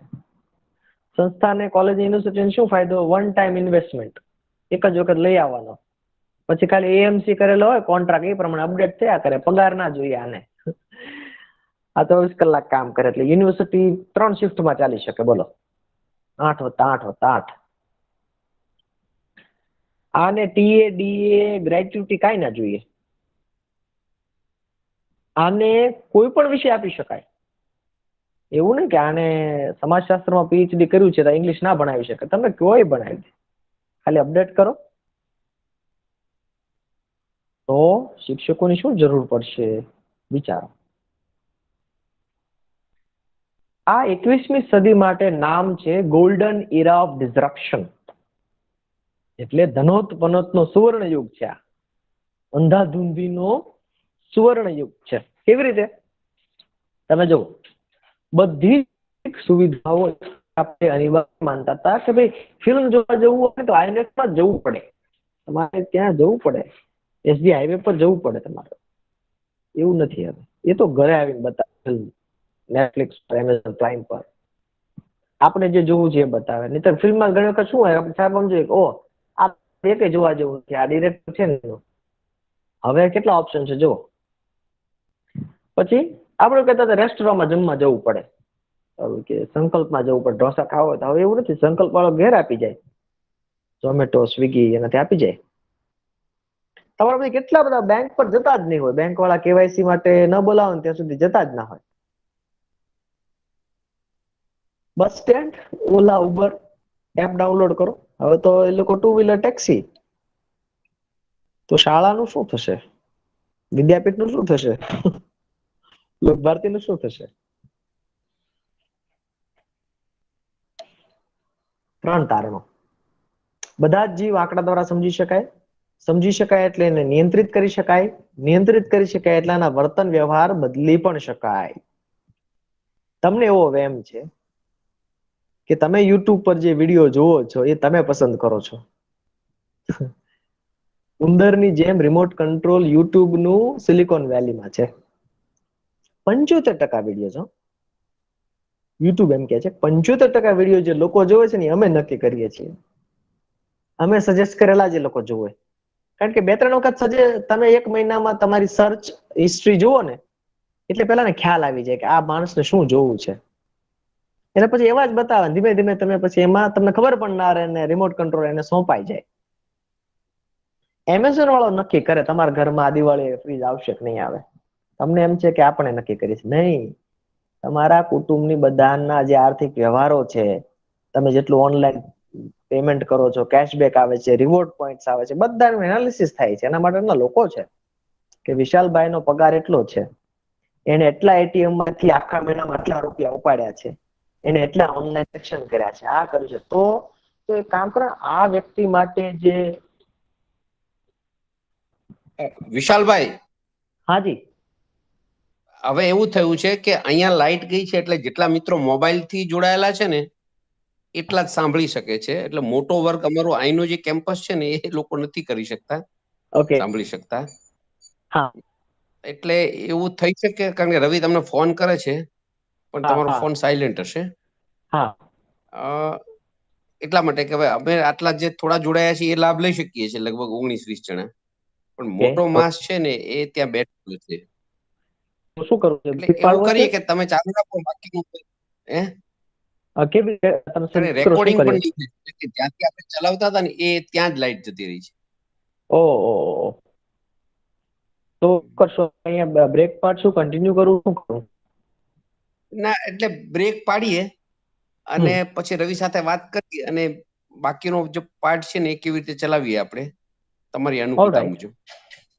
ઓકે એક જ મિનિટ, લાઈટ આવી ગઈ છે, લાઈટ આવી ગઈ છે. 1 મિનિટ, ચાલ 5 મિનિટ આપણે એમનામ રહીએ. લાઈટ આવી ગઈ છે એટલે રીજોઈન થશે કદાચ. હા, નો ઇશ્યુઝ, નો ઇશ્યુઝ. એક જ મિનિટ વિશાલભાઈ. હા લાઈટ આવી ગઈ, હવે ચાલુ થશે પાછું. હા હા, થઈ ગયું. ઓકે, સોરી વિશાલભાઈ, ચાલુ રાખો, ચાલુ થઈ ગયું. અરે બધા સમાધાન છે આપણી.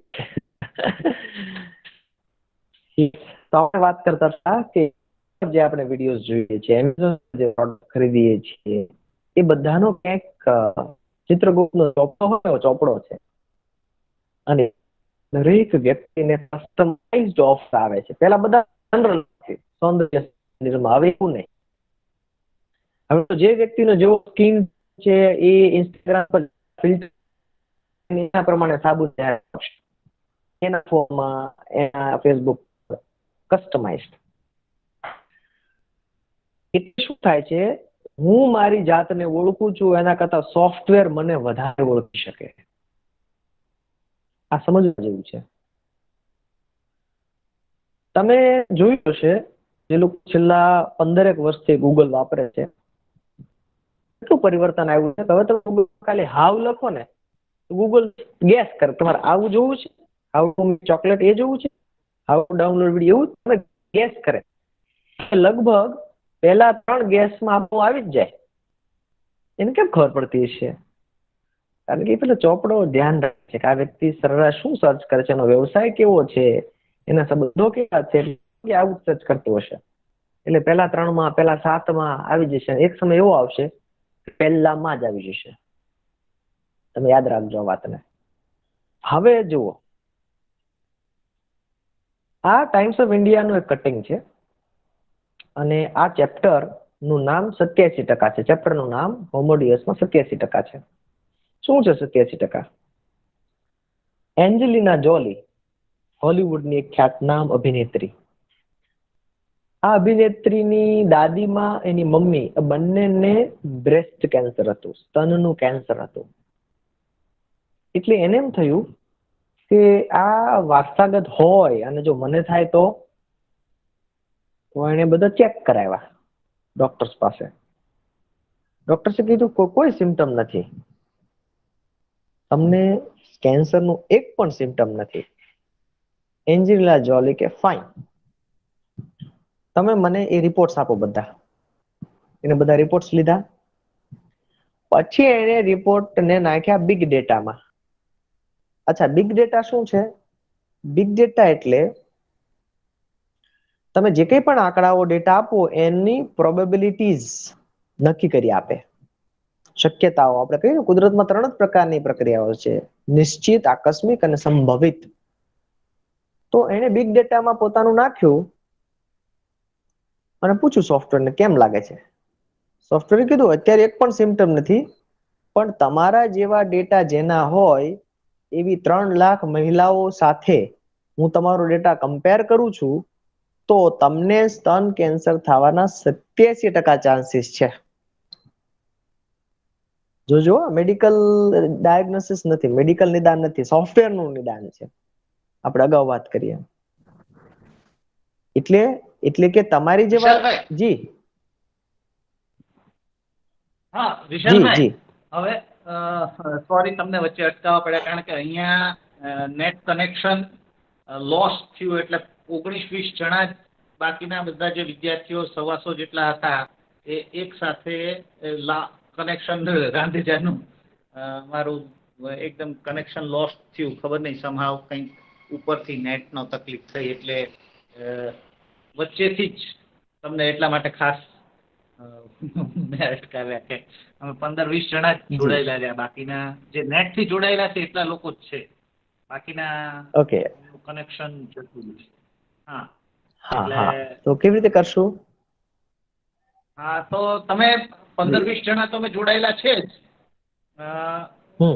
તમે શું કહેવાય, થોડું ભાવિન, એનું રેકોર્ડિંગ થાય છે ભાવિન? સમયના સંદર્ભમાં તમે હા રેકોર્ડિંગ ચાલુ છે. ના, રેકોર્ડિંગ આ તો રવિભાઈ ચાલુ છે. ચાલુ રેકોર્ડિંગ રાખીએ, તમે વાત બાકીના ચાલુ માણસને રાખો, આપણે વધારે રેકોર્ડિંગ સારું. બતાવી દઉં. હા, તો તમે વાત ચાલુ રાખો. ઓકે, તો આપણે એવું કરીએ કે હું કન્ટિન્યુ એકચ્યુઅલી લાઈટ આવી ગઈ છે, પણ ખાલી અપ થવામાં ખાલી 5-1 મિનિટ લાગશે નેટવર્ક. ઓકે, હા, તમે ચાલુ તો રાખો. આપણે રાહ જોઈએ કે ના, તમે ચાલુ રાખો. આપણે ઓકે ઓકે, હાજી હાજી, ઓલ રાઈટ, તકલીફ હા. તો થાય જ છે, પણ તમે આમાં ચાલુ રાખો તું એટલે આપણે પછીથી રેકોર્ડિંગ સાથે હા, હા વિદ્યાર્થીઓ સાથે વાત કરીશું. ઓકે ઓકે, ફાઇન, હાજી. તો સોફ્ટવેર એને કહ્યું કે તમારા જેવા એક્ઝેક્ટલી જેના ડેટા છે એવી મહિલાઓને 87% થાય છે કેન્સર. તો શું કરવું? તો કે એના આટલા ટેસ્ટ ને આ ટ્રીટમેન્ટ છે, બહુ ખર્ચાળ હોય છે. અને પછી એને કરાવી અને એમાંથી બચી ગઈ. અને પછી આ જાગૃતિ લાવવા માટે એને આખી વાત મીડિયા સામે મૂકી. જુઓ, હું મારી જાતને ઓળખું છું, એના કરતા સોફ્ટવેર મને વધારે સારી રીતે ઓળખે તો આવું થઈ શકે. સંબંધોમાં શું થશે? આખરે ટેકનોલોજી બધે અસર કરે છે. અમેરિકામાં અત્યારે 10 માંથી 7 લગ્નો ફેસબુક દ્વારા થાય છે. હવે આપણે ઇન્ડિયામાં પણ તમે જો અત્યારે કોઈ છોકરા છોકરીની સંબંધની વાત થાય ને તો એમ કે એક ચેક કરો ને એનું ફેસબુક જોવો તો શું કરે છે ખ્યાલ આવે. હજી આથી આગળનું નેક્સ્ટ સ્ટેપ શું છે? હરારી તો જોન જેન્સી જેકના ઉદાહરણ આપે છે, પણ મેં જરા દેશી ઉદાહરણો આપ્યા છે.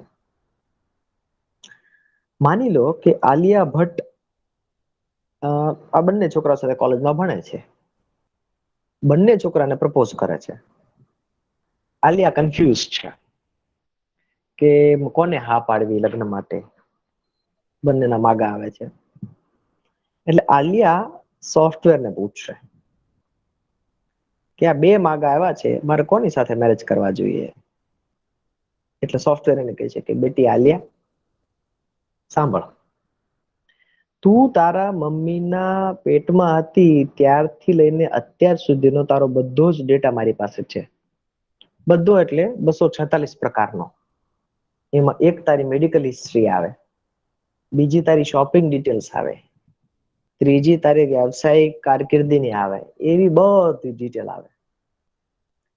અને મને ખબર છે, એટલે આલિયાના મનમાં એવું હતું, ઉદાહરણ સમજવા માટે, કે એને આ સિદ્ધાર્થ મલ્હોત્રા 51% ગમે અને વરુણ ધવન 49% ગમે. એટલે એનું ઝુકાવ જે છે એ આ બાજુ હતો. એ સોફ્ટવેર એમ કે છે કે મને એ પણ ખબર છે કે તારો ઝુકાવ પેલી બાજુ છે, પણ જેમ તારો બધો ડેટા મારી પાસે છે એમ જ આ બંને છોકરાઓનો બધો જ ડેટા મારી પાસે છે. એટલે ત્રણેય ડેટાનું હું પ્રોબેબિલિટી ચેક કરું કે કોની સાથે તારું લગ્ન જીવન સફળ થવાના ચાન્સીસ વધુ છે.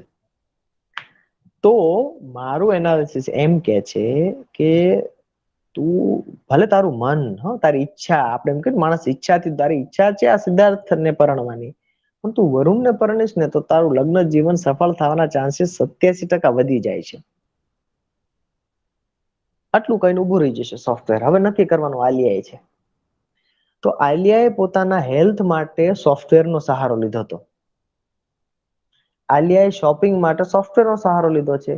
આલિયાએ ફિલ્મ માટે સોફ્ટવેરનો સહારો લીધો છે. તો સંબંધોમાં પણ આલિયા સોફ્ટવેરનો સહારો લેશે.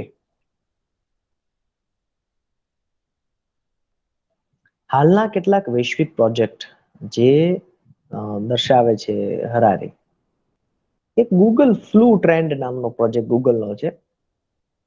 દાખલા તરીકે અમદાવાદમાં કેટલા બધા લોકો કામ કરે છે, એમાંથી કેટલી બધી કંપનીઓમાં HR સિસ્ટમ છે. એટલે હું કામ કરતો હોઉં અને હું મારા HR ને ઈમેલ કરું કે આજે મને જરા ઠીક નથી લાગતું, થોડું વોમિટિંગ જેવું છે અને માથું ભારે છે, એટલે હું આજે કામ પર નહીં આવી શકું. આ મેં ઈમેલ કર્યો ને એટલે આમાં કીવર્ડ છે વોમિટિંગ અને માથું ભારે લાગવું.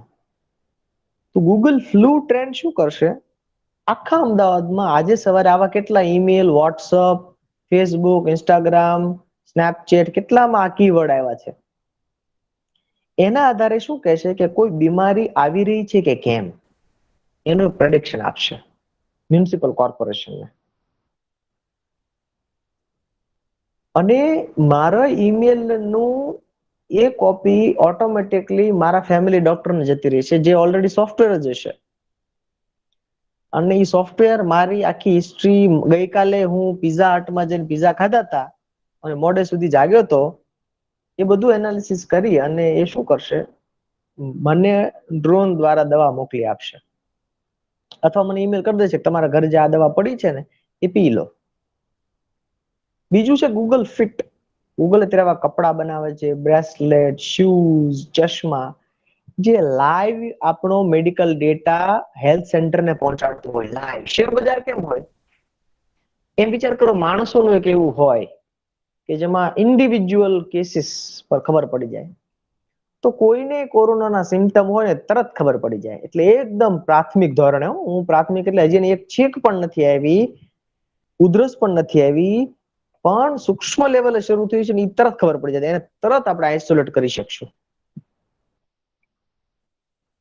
ફેસબુક અભ્યાસ શું કહે છે? એનું નામ છે ધ ફેસબુક સ્ટડી. 86,220 લોકોનો અભ્યાસ કર્યો. ફેસબુક શું કહે છે ખબર? અમારી પાસે તમારા 70 લાઇક્સ હોય ને, એટલે કે તમે કોઈ 70 વસ્તુ પર લાઈક કરી હોય, તો અમે કહી શકીએ તમારા મિત્રો કરતા વધારે ચોકસાઈથી કે માણસ તરીકે તમે કેવા છો. જો 150 લાઇક્સ હોય ને, તો અમે એમ કહી શકીએ કે માણસ તરીકે તમે કેવા છો. તમારા પરિવારના સભ્યો કરતા પણ વધારે અમે એક્યુરેટલી કહી શકીએ. અને છેલ્લું તો હદ થઈ ગઈ. 300 લાઇક્સ હોય તો તમારા ઘરવાળા કે ઘરવાળી કરતા પણ કોઈએ તમને પૈસા ઉછીના દેવા જોઈએ કે નહીં, એ માણસને અમે કહી શકીએ કે આને દેવાય કે નહીં, આને કેટલાના પાછા આપેલા છે કે કેમ, આની સાથે સગાઈ કરાય કે નહીં. 86,000 લોકો ઉપરનો સ્ટડી છે આ.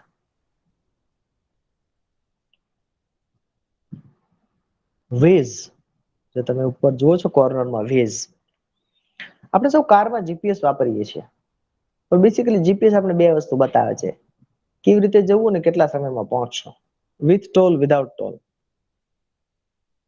પણ જીપીએસ કરતા એક સ્ટેપ વેઝ એ જરા આગળ છે. ઉદાહરણ તરીકે અમદાવાદથી 5,000 કાર દિલ્હી જાય છે.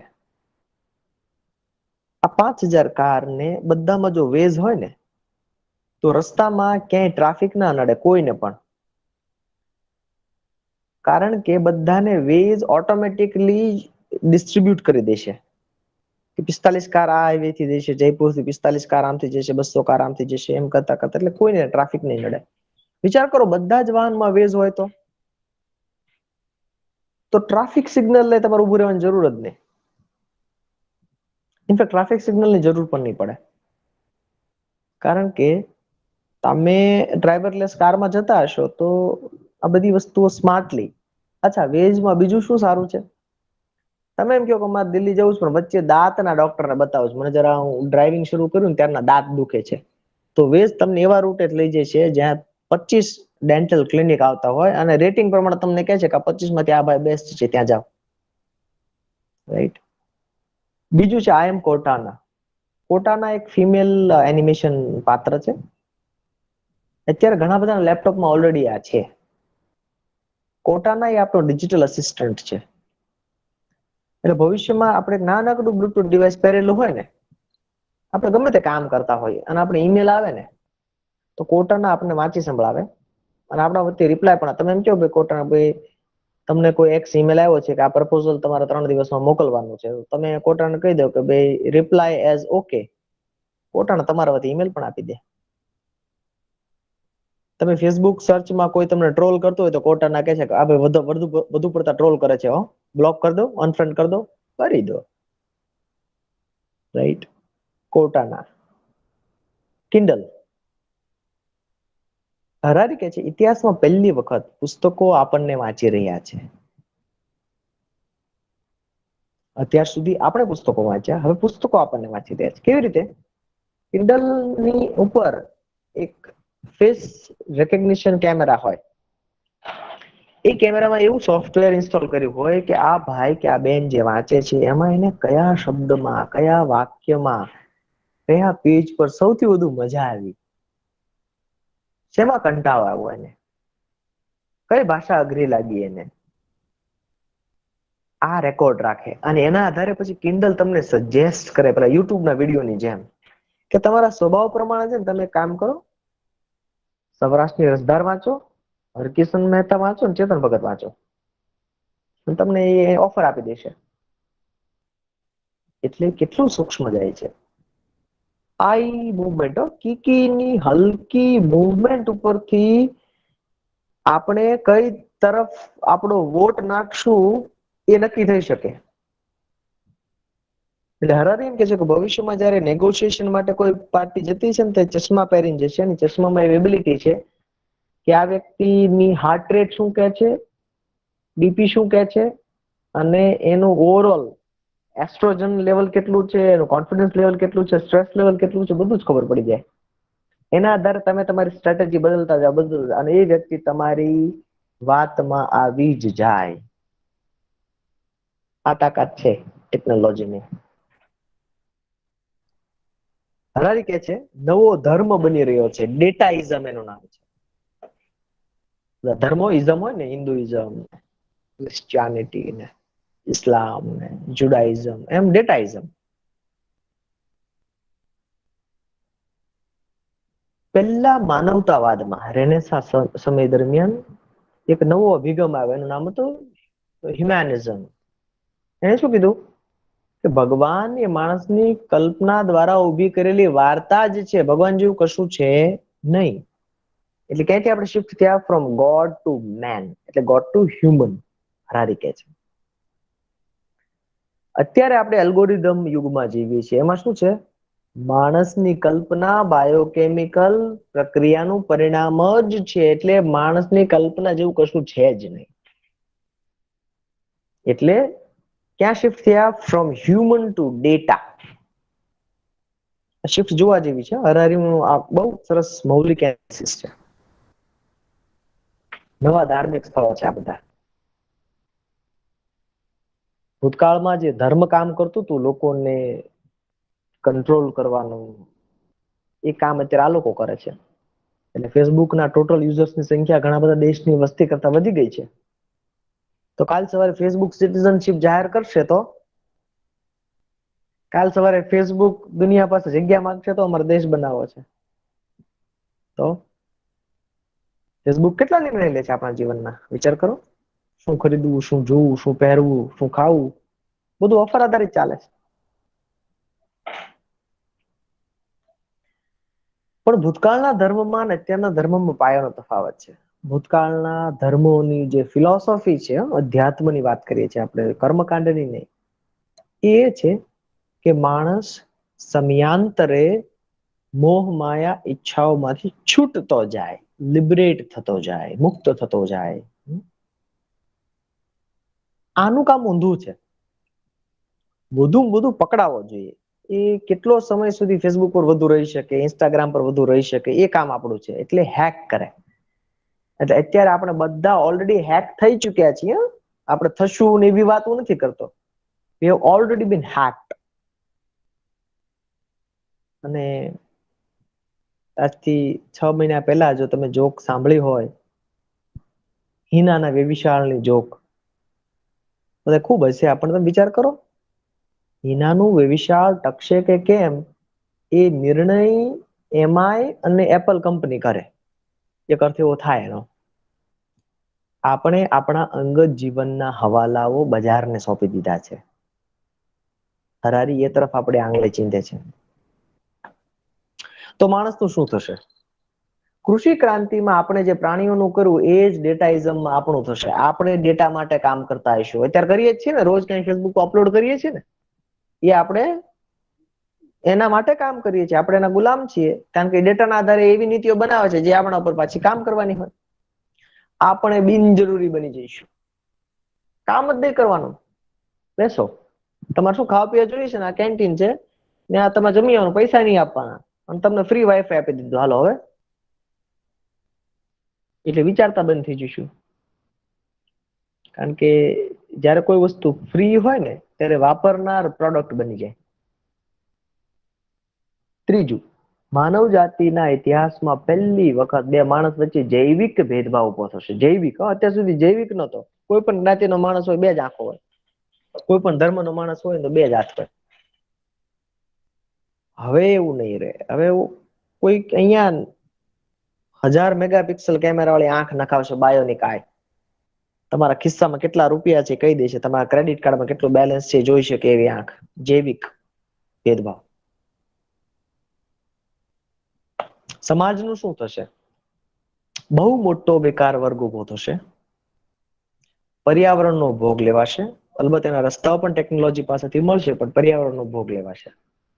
તમે જો કેનેડાના ઇતિહાસમાં ન બની એવી ઘટના અત્યારે ચાલે છે. 49 ડિગ્રી તાપમાન એટલે ક્યાં વાત ગઈ? જ્યાં -44 જતું હોય એ પ્રદેશના લોકોએ 49 ડિગ્રી તાપમાન સહન કરવું એટલે શું? આપણે સીધી રીતે તો આમાંથી કશું, આપણે કઈ ત્યાં દિવાસળી મૂકવા જતા નથી, પણ આપણે બીજું એવું ઘણું કરીએ છીએ જે એને 16માં 17માં પગથિયે ત્યાં સુધી પહોંચતું હોય. નૈતિક મૂલ્યોમાં બહુ મોટી બાંધછોડ કરવી પડશે. ઉદાહરણ, આજે પણ આંતરજ્ઞાતીય લગ્નોમાં લોકોને સંઘર્ષો થાય છે, કુટુંબોના જ્ઞાતિઓમાં સંઘર્ષો થાય છે. હજી તો આપણે સમલૈંગિક લગ્નમાં જવાનું છે. એ તોય હજી ટેકનોલોજી વાળું નથી.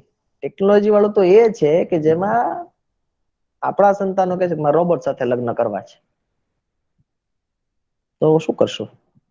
નૈતિક મૂલ્યોનું શું થશે? વિચારો. શું આપણે અટકાવી શકીએ? હરારી કે છે ના. કેમ ના? કારણ કે એક સમયે કદાચ જો પૃથ્વી પર એવી સ્થિતિ આવી જાય ને, કરો યા મરો, જેમ લોકડાઉન દરમિયાન બધું જ સીલ હતું, ત્યારે કેટલું બધું પ્રદૂષણ લેવલ નીચે આવી ગયું હતું, અને હરણા ને બધા પશુ પક્ષીઓ તો રોડ ઉપર આંટા મારતા હતા. અને એક કદાચ એવું થઈ શકે કે આપણે બધા આખી દુનિયા સહમત થઈ જાય. આખી દુનિયા એના પર પણ સહમત થઈ શકે કે આપણે ભાઈ ન્યુક્લિયર યુદ્ધ બધાના વેપન્સ જેટલા છે, ન્યુક્લિયર બોમ્બ બધાને આપણે નષ્ટ કરી નાખો, આપણે દુનિયા માટે જોઈએ છે. એ પણ થઈ શકે, પણ આ નહીં થઈ શકે. ટેકનોલોજીકલ ડિસ્ટ્રપ્શન આપણે નહીં અટકાવી શકીએ, ટેકનોલોજીનો ઉપયોગ નહીં અટકાવી શકીએ. કારણ મેં કહ્યું એમ, એના ફાયદા એટલા બધા છે ને કે એના ગેરફાયદા અત્યારે આપણે દેખાતા જ નથી. સોફ્ટવેર તમને કેન્સરથી બચાવે, તમારું આયુષ્ય વધારી દે, એક સ્ટેન્ટ મુકાવો તો પપ્પા બીજા 10 વર્ષ જીવી જાય, તો એ કોણ ના પાડે? એટલા બધા સ્ટાર્ટઅપ થઈ રહ્યા છે, કેટલા બધા લોકોને રોજગાર મળે છે, તો કોણ ના પાડે? કોઈ પણ દેશ અત્યારે પાછળ રહેવા માંગતો નથી. છેલ્લા 3 વર્ષમાં આર્ટિફિશિયલ ઇન્ટેલિજન્સમાં આખી દુનિયામાં 700% રોકાણ વધ્યું. કારણ કે જે દેશ પોતાના ડેટાનું ધ્યાન ન રાખે, બીજો દેશ એનો ચોરી લેશે.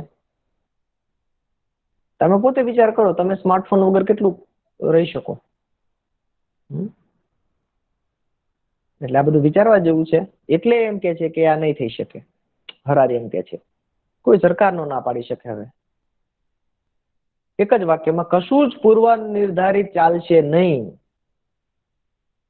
આપણે જે કોર્સ કરીને નોકરીએ લાગીએ, આપણે આપણા સંતાનોને એ કોર્સ કરવાની કે એવા પ્રકારના કોર્સ કરવાની જો સલાહ આપીએ તો આપણે એનું સૌથી મોટું અહિત કરીશું, એમ હરારી કે છે. હરારી કે છે કે અત્યારના યુવાનોને મારી એક જ સલાહ છે કે તમારા વડીલોનું ન માનો, આ અર્થમાં. કારણ કે એ લોકો જે જગતમાં જીવ્યા છે, અનુભવ મેળવ્યો છે, એવું આ જગત નથી, બદલાય છે. આવા સમયમાં આપણે આ પુસ્તકમાં ક્યાંય હરાય એમ નથી કહેતા કે આમ કરો, એમ એક વાત કે છે, અને એમાં જ આખી નિચોડ આવી જાય છે છેલ્લા પાને. બાકી બધામાં કોઈ જગ્યાએ આમ ટીચર બનતો નથી. બટ આપણે જેમ ટીચર બહુ સલાહ આપવા મળે ને, આમ કરો ને તેમ કરો ને, એમ નથી કહેતો. પ્રસ્તુત બની રહેવું, જેની જરૂર છે એ. ડિજિટલ કેમેરા આવ્યા તો આપણે રોલ વાળા કેમેરા, રોલ બનાવવાની કંપની ન સ્થપાય. પ્રસ્તુત જેની જરૂર છે એ. મારી દ્રષ્ટિએ, હું ખોટો હોઈ શકું, આપ સૌ એમાં અસહમત થઈ શકો, આપણે સંવાદ કરી શકીએ. સૌથી વધુ અપ્રસ્તુત શિક્ષણ છે. આપણે બધા સ્માર્ટફોનની ના પાડતા હતા, સંસ્થામાં તો જોઈએ જ નહીં, ક્લાસરૂમમાં જોઈએ જ નહીં. આખી યુનિવર્સિટી આવી ગઈ સ્માર્ટફોનમાં. હવે આપણી જરૂરિયાતને સમજી શક્યા ને એનું આપણું વૈજ્ઞાનિક તટસ્થ એનાલિસિસ હતું જ નહીં. આ પરાણે આવ્યું એટલે કરવું પડ્યું. હજી કેટલા બધાને વાંધો છે, તો એ જો એટલે હરારી એક શબ્દ વાપરે છે ગંભીરતાથી, to be irrelevant is to be dead. મૃત્યુનો બીજો અર્થ અપ્રસ્તુતતા છે. એટલે જે જડ સિસ્ટમ્સ છે, જે જડ પ્રક્રિયાઓ છે, એ બધી જશે. રોજ નવી નવી વસ્તુ શીખતા રહેવી, કારણ કે પેલો ડ્રાઈવર બેકાર થશે ને તો એને પછી નવી સ્કિલ શીખી અને બીજું કંઈ કામ કરવું પડશે. તો લર્નેબિલિટી જે છે એ માણસની સતત રહેવી જોઈએ. પણ આ બધી જેને ખબર હશે ને, આ બધું વાંચતા સમજતા લોકો હશે ને, એને કોઈ જગ્યાએ ભવિષ્યમાં જોબની ચિંતા કરવાની જરૂર નથી, કારણ કે એ ઓલરેડી ભવિષ્ય માટે પોતાની જાતને અપગ્રેડ કરે છે. બાકી તો વર્ષોથી શિક્ષક હોય, અધ્યાપક હોય, પણ વાંચતા ન હોય, એક જ ડાયરી પ્રમાણે ભણાવતા એવા છે. અનુકૂલન સાધવું, સતત અનુકૂલન સાધવાનું હરારી કે છે કે જે કંઈ પણ નવું આવી રહ્યું છે, you get yourself acclimatised. Technology શીખવી, આ તો ખાસ મારું બહુ નમ્રપણે એવું માનવું છે કે જે સંસ્થા વિદ્યાર્થીઓને ટેકનોલોજીથી દૂર રાખે છે એ સંસ્થા એ વિદ્યાર્થીઓનો અહિત કરે છે. ખૂબ જ. હા, એનો વિવેકપૂર્ણ ઉપયોગ કેમ કરવો એને લગતા નિદર્શનો એની પાસે હોવા જોઈએ. માત્ર સ્માર્ટફોન અલાવ કરવો કે માત્ર કમ્પ્યુટર કે ટેબ્લેટ આપવા એથી કામ પતી જતું નથી, પણ એનો ઉપયોગ કેમ થાય સ્માર્ટલી એ શીખવવું પડે. ગાંધીની વાત હરારી કે છે કે સતત આપણે આત્મનિરીક્ષણ કરવું પડશે. વ્યક્તિ તરીકે, સમાજ તરીકે આપણે ક્યાં જઈ રહ્યા છે, શું પામવું છે. અને એટલા માટે હરારી આખા વર્ષમાં 60 દિવસ વિપશ્યના કરે છે. એણે પોતાનું બીજું પુસ્તક એસએન ગોયંકાને અર્પણ કર્યું છે. પોતાની જાત સાથેનો હિસાબ કરતા એને આવડે છે. શું આપણી પ્રક્રિયાઓ શૈક્ષણિક હોય કે બીજી હોય, માણસને પોતાની જાત સાથેનો હિસાબ કરતા શીખવાડે છે? આ થાય તો આ બધા પ્રકારના પ્રવાહોની સામે આપણે ટકશું. નહીતર ટેકનોલોજી પૂરા ફોર્સ સાથે આવી રહી છે, એ આવશે અને આપણે એ પ્રમાણે કામ કરવું પડશે, ફરજિયાત બનશે. મને લાગે છે કે અહીંયા મારી વાત પૂરી કરું. આપને કોઈ પ્રશ્ન હોય તો આપણે ચર્ચા કરી શકીએ. આ તકે રવિભાઈ, જીતેન્દ્રભાઈ, રાજુભાઈ, આપ સૌનો ખૂબ ખૂબ આભાર. Thank you so much. આપ સૌનો આભાર.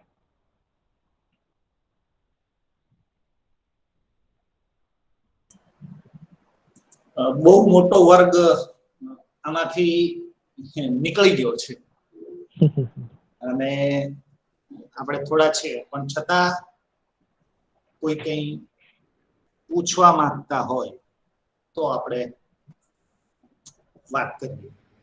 પાછા અમે બીજા 40 વિદ્યાર્થીને તો બેસાડી દીધા છે અહીંયા ચાલુ કરી, પણ એ બોલી નહીં શકે એવી વ્યવસ્થામાં, એ ખાલી સાંભળી શકે છે. અચ્છા અચ્છા. તો એમને ત્યાં કોઈ કોઓર્ડિનેટ કરતું હોય તો એમના વતી એમના કોઈ પ્રશ્ન હોય તો એવું થઈ શકે, કારણ કે આ તો 40 જ છે, બીજા 60 વિદ્યાર્થીઓ તો નથી જોડાયા. પણ એવું રવિભાઈ થાય કે આપણે પાછા વર્ગમાં એની ચર્ચા કરીને એના જે પ્રશ્નો આવે એ વિશાલભાઈ સુધી પહોંચાડીશું આપણે. ફરી ક્યારેક પાછા મળીશું ત્યારે એની ચર્ચા કરી શકીએ, એ નોંધી રાખીએ આપણે. હા,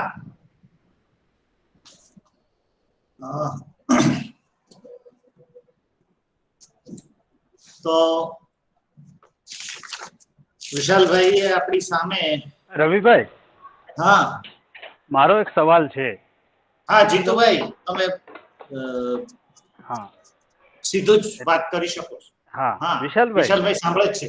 હાજી, હા બોલો જીતેન્દ્ર. હા, એટલે મારો સવાલ એ છે કે તમે એમ કીધું કે ભાઈ પ્રસ્તુત આપણે રહેવું પડશે, બરાબર, અને નવી બદલાતી પરિસ્થિતિ સાથે આપણી જાતને બદલવી પડશે. તો મને સવાલ એ થાય કે આપણી જેવી જે સંસ્થાઓ છે, બરાબર, ત્યાં ક્યાંક ને ક્યાંક, કારણ કે ગાંધી કહીને ગયા છે અથવા તો એ લોકોએ કીધું છે કે ભાઈ આ કામ આપણે આવી રીતે સતત કરતા રહેવું પડશે. તો તમારા મતે આ જે બદલાવ છે એ પ્રમાણે આપણી સંસ્થાઓનું શું થશે, અને અથવા તો બદલાવવું પડશે તો કેવા પ્રકારના બદલાવ આપણી સંસ્થાઓએ લાવવા પડશે? હા, એટલે આપણે તો એટલે ઘણું બધું કામ કરવું પડશે. નહીતર જેમ પ્રકૃતિમાં છે એમ જ આપણે થશે. સ્થિરતામાં મચ્છર થાય એવા આપણે મચ્છરને સહન કરવા પડે. અને બદલાવમાં તો મને એમ લાગે છે કે ગાંધીને નવી રીતે ગાંધીનો એક પણ શબ્દ વાપર્યા વગર જો આપણે નવી પેઢીને સમજાવી શકીએ ને, એક પણ શબ્દ ગાંધીનો નહીં હોય પણ વાત ગાંધીની હોય, એ કરી શકીએ તો થઈ શકે. ત્રીજું કે આપણે ઇનોવેશન પર જે કંઈ પણ પ્રક્રિયાઓ કરીએ છીએ એમાં ઇનોવેશન પર જો આપણે ફોકસ કરીએ કે આપણે કોઈ વસ્તુને એમ માની લઈએ કે આ આમ જ છે, શાશ્વત છે, તેવું તો આખા બ્રહ્માંડમાં કશું નથી. ધ્રુવતારો પણ સ્થિર નથી, એનો પણ મૂવ થવાનો સમય નક્કી છે. તો એ આપણે એક વૈચારિક રીતે સ્વીકારી અને આપણી બધી જ પ્રક્રિયામાં ઇનોવેશન હોય. આપણે ઓછામાં ઓછા લેક્ચર્સ કરીએ, વધુમાં વધુ વર્કશોપ્સ કરીએ, અને એક કોલેજ તરીકે આપણે 5 વર્ષમાં 25 પેટન્ટ તરફના એક ગોલ સાથે આગળ વધીએ ને, ત્યારે માહોલ બને, ત્યારે આપણે કંઈક કામ કર્યું એમ કહેવાય. બાકી તો આપણે અત્યારે ટ્રાન્સમીટર તરીકે કામ કરીએ છીએ, એક જગ્યાએથી અંબાવીને બીજી જગ્યાએ કરીએ છીએ, એમાં કશું જેન્યુઇન નવું જે હોવું જોઈએ એ દેખાતું નથી.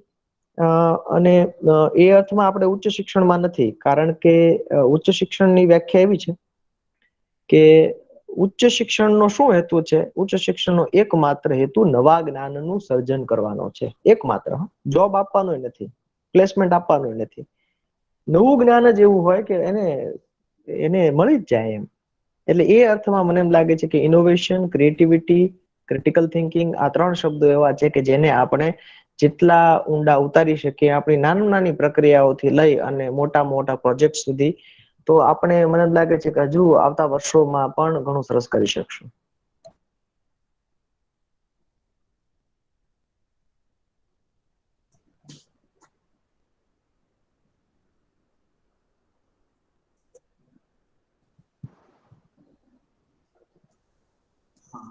અન્ય કોઈ?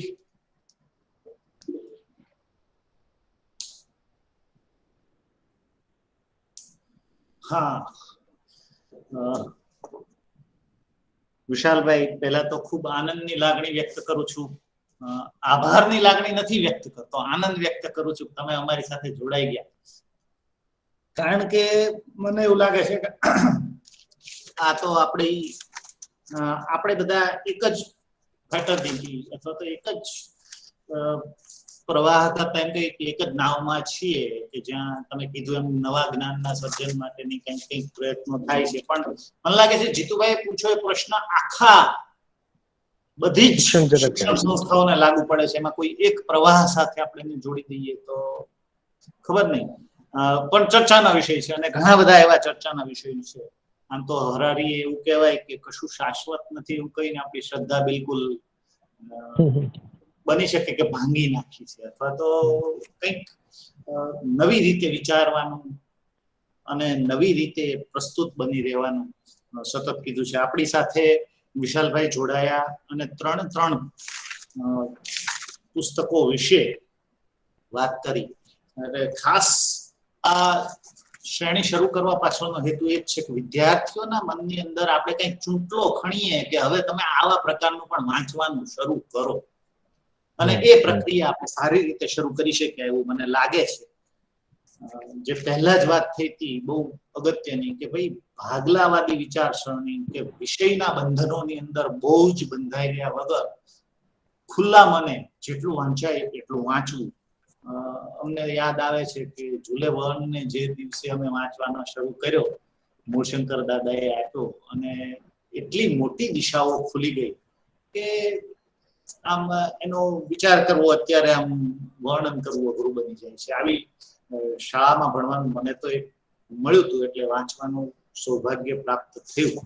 પણ બધા જ વિદ્યાર્થીઓને આ વધારે મળે ને એ ચૂંટલો ખણવાનો કાર્યક્રમ બહુ સરસ રીતે થયો એવું મને લાગે છે. એટલા માટે વિશાલભાઈ ખૂબ આનંદ વ્યક્ત કરું છું અને આપણે વારંવાર જોડાઈ શકીએ એવી આશા રાખું છું.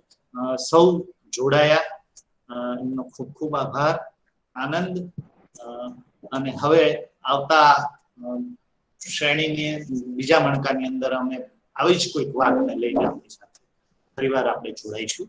સૌનો આભાર. આપણે કરીએ. Thank you. Thank you. આભાર.